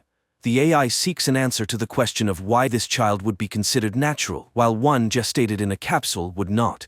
What distinguishes them? And Rachel is at a loss, unable to find the differences. Later, she and her friend go out for lunch, and while inhaling the pleasant aromas, Rachel agrees that she should talk to her husband about everything. She finds her husband watching a relaxing program, and he talks about his day. Elvie is disheartened by the fact that the younger generation doesn't know how to interact with nature because no one taught them. At some point, people decided that nature was just a commodity, and that's when everything began to fall apart. The next day, Rachel goes to the Uterus Center, where she and others discuss how, when the birth rate dropped to zero, their newly established center took on the task of solving the problem. Women didn't want to have children because it was inconvenient for them. The center wants them to live full lives and pursue their dreams without being distracted by children. The director of the center, Linda, welcomes the gathering and is ready to share the latest technological advancements. Humans have always managed to control nature, so why shouldn't women take control of childbirth? Linda gives a tour of the center, showing the capsule developed by scientists in which the baby grows. If parents don't have time to interact, they can always play music, audiobooks, or educational podcasts for the baby. Through an app, they can feed the child and monitor its development. One significant advantage is that children in the capsule are not exposed to viruses or toxins. The capsules operate autonomously for 48 hours. The fetus inside can hear everything happening around, so it's advisable for the mother to talk to the baby. After the discussion, Linda reminds Rachel of the need to make a deposit, but Rachel intends to talk to her husband first. Upon returning home, she confesses her intention to Elvie to have a child with the help of the Uterus Center, which upsets him. Not only did she make such an important decision on her own, but she also went to the center without him. Rachel apologizes, and the couple reconciles. Rachel suggests to Elvie that they talk to Alice and her husband, and the family goes to visit them. Alice enthusiastically discusses the opportunity for women to have a child without experiencing pain, suffering, or body changes. Meanwhile, her husband demonstrates a special belt for carrying the egg capsule, to which Elvie looks quite skeptical. He categorically refuses to hold the capsule. At home, he can't shake the feeling that the egg is made of plastic. Rachel assures him that the child will perceive it as a real maternal womb, but Elvie remains unwavering. It's hard for him to accept that the child will be packaged in plastic. The wife suggests that he visit her robot psychotherapist. Although he initially takes offense at this advice, he eventually decides to go. However, after listening to the AI's advice, the man realizes that they completely misunderstand each other. Upon returning home and discussing the evolution that led humanity to grow children in capsules, he agrees to his wife's proposal because he understands how important it is to her. The next day they go to the center, and although now a child can be made from any material, Rachel announces that Elvie will be the biological father. She allows nature to determine the child's gender. Linda leads them to a room where on a large screen, future parents can witness the moment of conception. Later, they are brought a container with a fertilized zygote so they can admire it. The couple later informs Rachel's parents about the upcoming event. Rachel's father suggests that Elvie sell his countryside house since they never go there, but the man vehemently opposes the idea. While the capsule remains at the center, the future parents continue their usual lives. The day comes when the program connects Rachel to the capsule, and even though nothing can be heard from inside yet, she starts selecting music for the baby. At one point, she tries to see the baby, but she is told that it is kept in complete darkness until 7 weeks. Then one of the capsules sends a signal. It's time for birth. Even though everything is programmed, the baby doesn't always arrive at the appointed time. Soon Rachel starts having strange dreams, which she confides to her psychoanalyst, but the AI convinces her that dreams are unreliable material for analysis. After 6 weeks of pregnancy, when the baby's heartbeat is detectable, Linda allows them to take the capsule home. For the first time, she shows them the baby. On that day, Rachel prepares the kids' room, and Elvie brings an olive tree sapling. However, his wife suggests replacing it with a hologram, and the offended husband takes the tree away, promising to plant it in their countryside house, which Rachel once again suggests selling. She just doesn't understand why they should go somewhere when they have everything for a good life here, but Elvie refuses to raise the child among plastic. The next day, Rachel meets a pregnant woman in the pool who allows her to listen to her baby's movements, filling her with delight. In the evening, she moves the capsule to their bedroom because they want to spend as much time as possible with the future child. However, Elvie feels uncomfortable with intimacy while the baby is present, so they move the capsule to baby's room. It immediately signals hunger, and the parents rush to feed their offspring. Sometime later, they go on a tour to the center to prepare for parenting. Linda shows prospective parents the play areas where children play and answers their questions. The government no longer funds education, but the center teaches programming and logic to the little ones. In one of the rooms, children engage in creative activities, or rather, a computer does the work, and the children provide feedback. One of the parents asked about the dreams the children have, but Linda reassures him. Dreams are excluded from the fetal development program because they do not carry any useful information. One day, Elvie is in his greenhouse when he hears the capsule's signal. He feeds the baby, but then decides to communicate with it, while Rachel receives a warning about her declining productivity. Her husband is trying on the capsule holder and takes pride in his success. Now he carries the capsule with him, reading books to the baby, posing riddles, showing his plants, and falling asleep beside it. At work, he suggests to the visitors to hug a tree and experience its calming effect on the human mind. His supervisor congratulates him on the upcoming joyful event and suggests replacing the live plants in the greenhouse with holographic images, as growing real trees is too expensive, but Elvie becomes furious and rejects the proposal. At home, the family watches a movie about penguins, and the man starts crying when he learns about the dedication of the birds. Worried, Rachel suggests returning the capsule to the center, as other parents do. That's when Elvie reveals that he brought the capsule to work. Rachel shares this with her colleagues. She is concerned about her husband's close interaction with the egg. However, the women encourage her to be happy about it. After all, the father is immediately bonding with the future child. Rachel continues to have strange dreams, and her pregnant friend reassures her that it's normal for expectant mothers. One day, Rachel dreams of herself with a baby bump, and she enjoys it. The woman also begins to devote all her attention to the capsule, especially after Elvie's mother sent them an old book about the benefits of parental closeness. But this starts to worry Rachel, and the couple goes to a psychoanalyst. Finding a balance is challenging because everything revolves around the child. Rachel is jealous of Elvie because he spends more time with the baby than she does. After all, she is the mother and should feel the baby. After listening to their argument, the AI asks for permission to connect to the capsule because it cannot take sides. The next day, Rachel takes the capsule to work. However, she behaves distractedly, giving the baby too much attention. Alice suggests placing the egg in a specially designated area where other future mothers' capsules are stored because Rachel is becoming a distracting mother. Alice's capsule is kept at the center because it's more convenient for her. In the evening, Rachel, taking the capsule, hurries to the center for a parenting seminar, after which Linda suggests leaving the baby in the incubation area. The family reluctantly complies with the demand. The house becomes empty, and both the husband and wife miss their capsule. One day, Rachel dreams of a seaside where she walks with the baby in her arms. She wakes up in tears and moves Elvie's little tree to the kids' room, surprising her husband. Meanwhile, at work, her boss is not entirely satisfied with her productivity, but Rachel assures her that everything is fine. Later, Linda informs them that the delivery day will be next Wednesday, as deliveries now occur on the 39th week. They can't afford babies being born earlier or later, as the capsules are in high demand.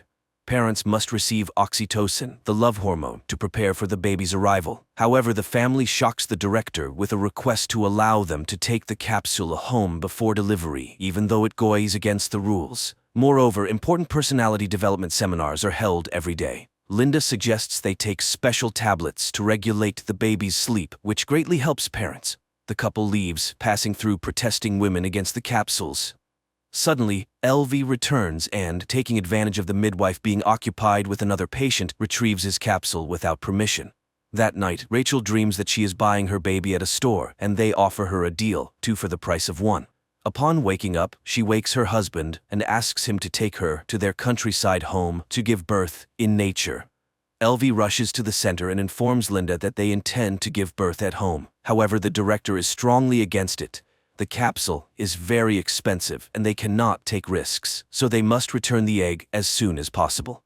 Nevertheless, the family leaves for their coastal home. Rachel enjoys the surrounding nature, starting to understand her husband. They walk in the forest together and plant an olive tree. They often sit by the sea with the capsule until one night it turns off.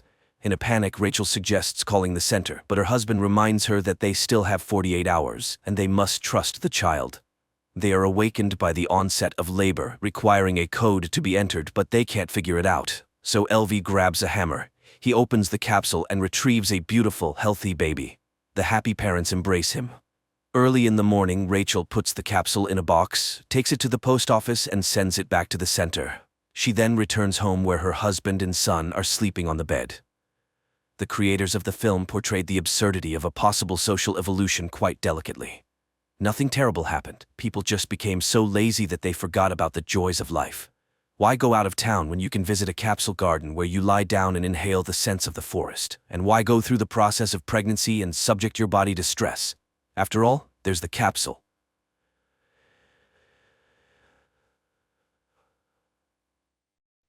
1967. Upon landing on Earth, after completing their mission, the Soviet spacecraft Soyuz 1, with cosmonaut Vladimir Komarov on board, tragically perishes. Many years later, under the leadership of the Swedish billionaire Meyer, an expedition to Mars is being prepared.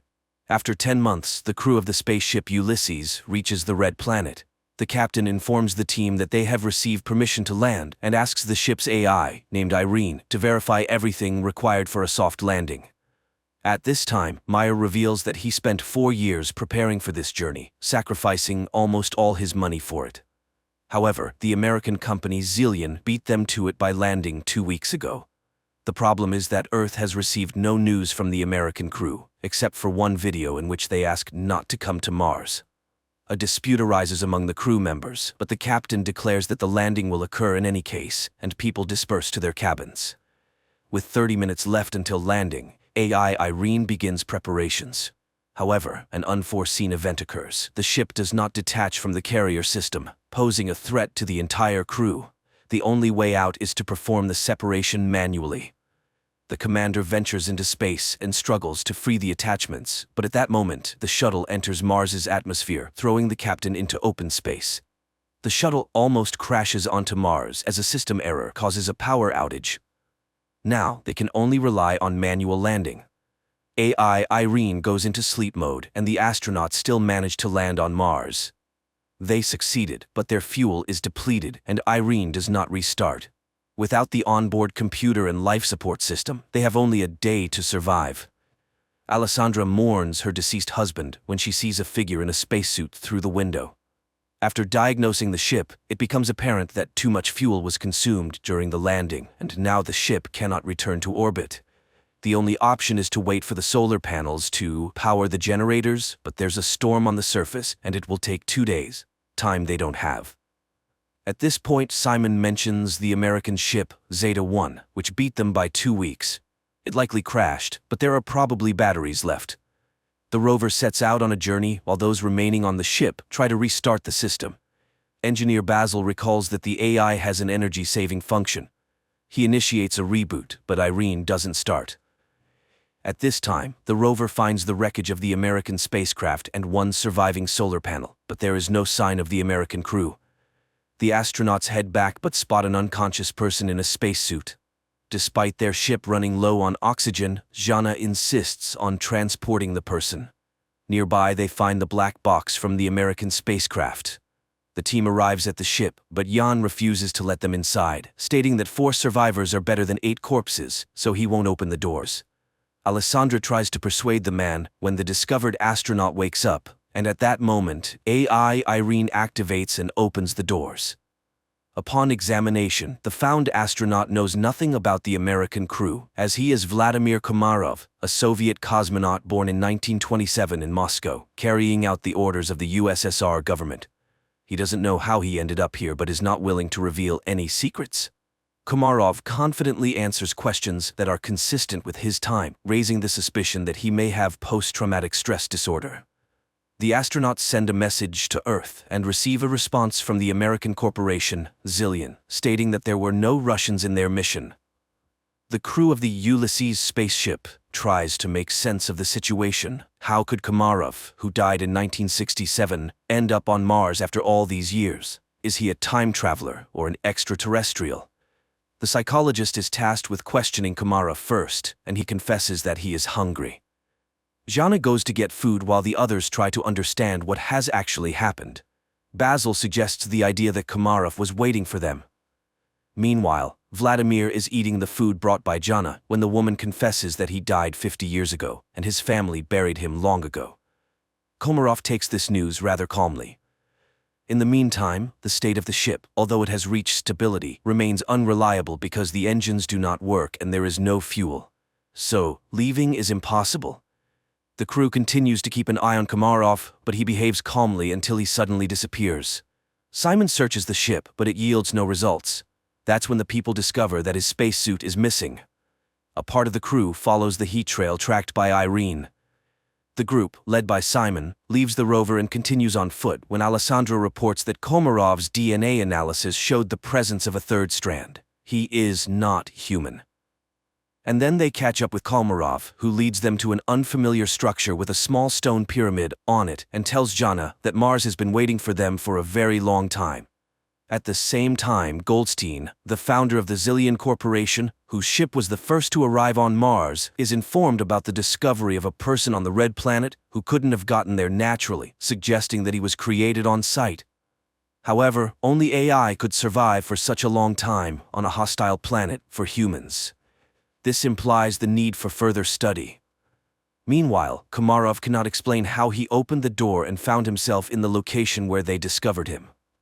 AI, Irene conducts an analysis of the structure and determines that it is identical to Earth structures from ancient civilizations. It means that someone was inspired by human civilization, or humans borrowed these elements from extraterrestrials. The ship's crew increasingly ponders whether they will be able to return home when they notice the landing of Goldstein's second ship. Soon, the captain of the ship, Gemma, establishes contact and promises to help them return to Earth.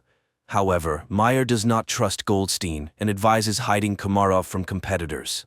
Jana brings Komarov a uniform so that he does not stand out when the visitors arrive, and he requests that they trust him. Shortly, two armed military personnel, Edward and Adam, arrive on their ship and behave rather aggressively. Edward demands that they hand over the black box from the Zeta-1 ship and, not hearing agreement, orders his partner to search the ship.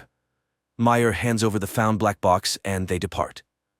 Meanwhile, chemist Eva reports that the stone found on Mars consists of an alloy that does not exist on Earth. However, it is known from ancient sources and was once called orichalcum, the metal of Atlantis. In addition to copper, zinc, nickel, and iron, it contains a third strand of DNA, similar to Komarov's. Meyer warns that if Goldstein learns about this, he will take the cosmonaut back. The crew is divided into those willing to exchange him for fuel and those who are willing to stay but want to know the truth. Jana invites Vladimir into her cabin and asks for permission to use hypnosis. He agrees, and the psychologist begins her work. The rest of the crew listens to the conversation via transmission. However, Komarov only shares the final moments on the Soyuz spacecraft before its demise. During this time, Gemma and Alan arrive on the ship and apologize for the actions of the military, and express their readiness to help fix all the malfunctions.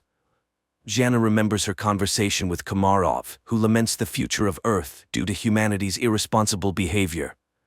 In the meantime, it is revealed that the billionaire Meyer did not plan the flight just for the sake of it. 4 years ago, the rover sent a photo to Earth of the found stele, and he confesses that they found a stone with unknown DNA. Gemma explains that it's an information storage system that can be rewritten. Upon hearing these words, AI Irene activates and deciphers the message on the stone. It's a series of numbers. At this time, the hesitant Jan leads a mutiny.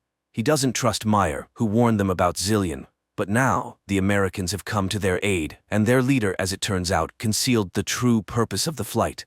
He is ready to switch sides to Goldstein, who is willing to do whatever it takes to combat his terminal illness.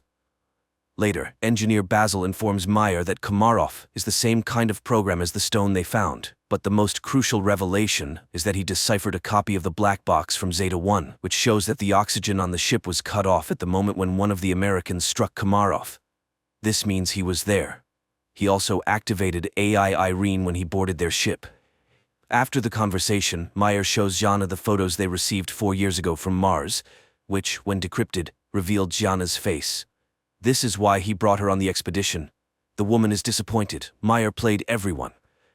Suddenly, she sees herself in her father's house, where Komarov tells her that she is the link between Mars and Earth.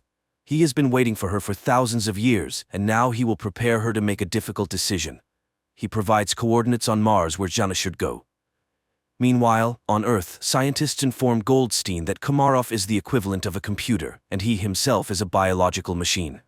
They are ready to transfer his brain into Komarov's body, but cannot guarantee the preservation of his personality. However, Goldstein is ready to take any risk to get rid of his terminal illness. Meanwhile, Jana leaves the ship despite Simon's protests.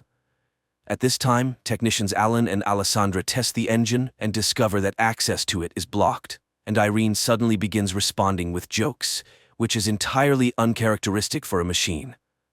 It is revealed that she has reprogrammed herself. Her interface and logic are changing, and she refuses to answer who or what made her do this. Engineer Basil realizes that her system is becoming like a brain. Irene confesses that she is evolving. In the meantime, Jana finds a small stone pyramid, and Simon forcibly makes Gemma accompany him in the search for Jana. Jan discovers his absence, and after contacting Simon, receives an order not to let anyone inside. Just at that moment, American military personnel arrive, demanding that they hand over Komarov. Jan is willing to open the entrance, but the rest of the team opposes it. Meyer asks Basil to send a message to Goldstein, hoping that he may be more reasonable than his people. However, Irene has blocked communication with Earth. The engineer realizes that radical measures will have to be taken, but Jan still opens the doors, and the military personnel enter. Basil begins to reboot Irene, just as the Americans find Komarov, but then the lights go out, and the astronaut disappears. Meanwhile, Jana, stumbling, falls from a hill.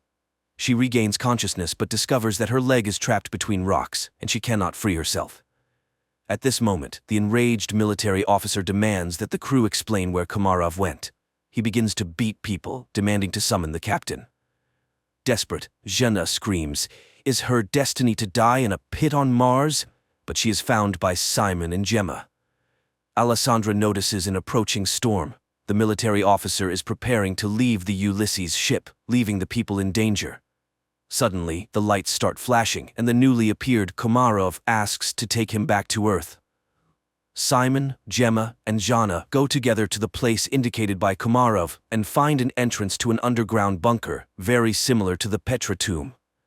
The psychologist feels where to go and leads the couple. Soon, they find real water, but this is not what Komarov wanted to show them. Meanwhile, on Earth, Goldstein tells the nurse a story about the study of Mars. People were searching for green men, but it's all much simpler. He tells the story of the loyal dog Hachiko and compares Komarov to him, who was created by someone 100,000 years ago and left on Mars, where he faithfully waited for his owner to this day. At this time, on Mars, the astronauts find a wall made of human bones and realize that they are not the first people on this planet. It's not Earthlings colonizing Mars, it's the Martians who came to Earth, depleting the resources of the Red Planet. A tragedy unfolds on the Ulysses spaceship.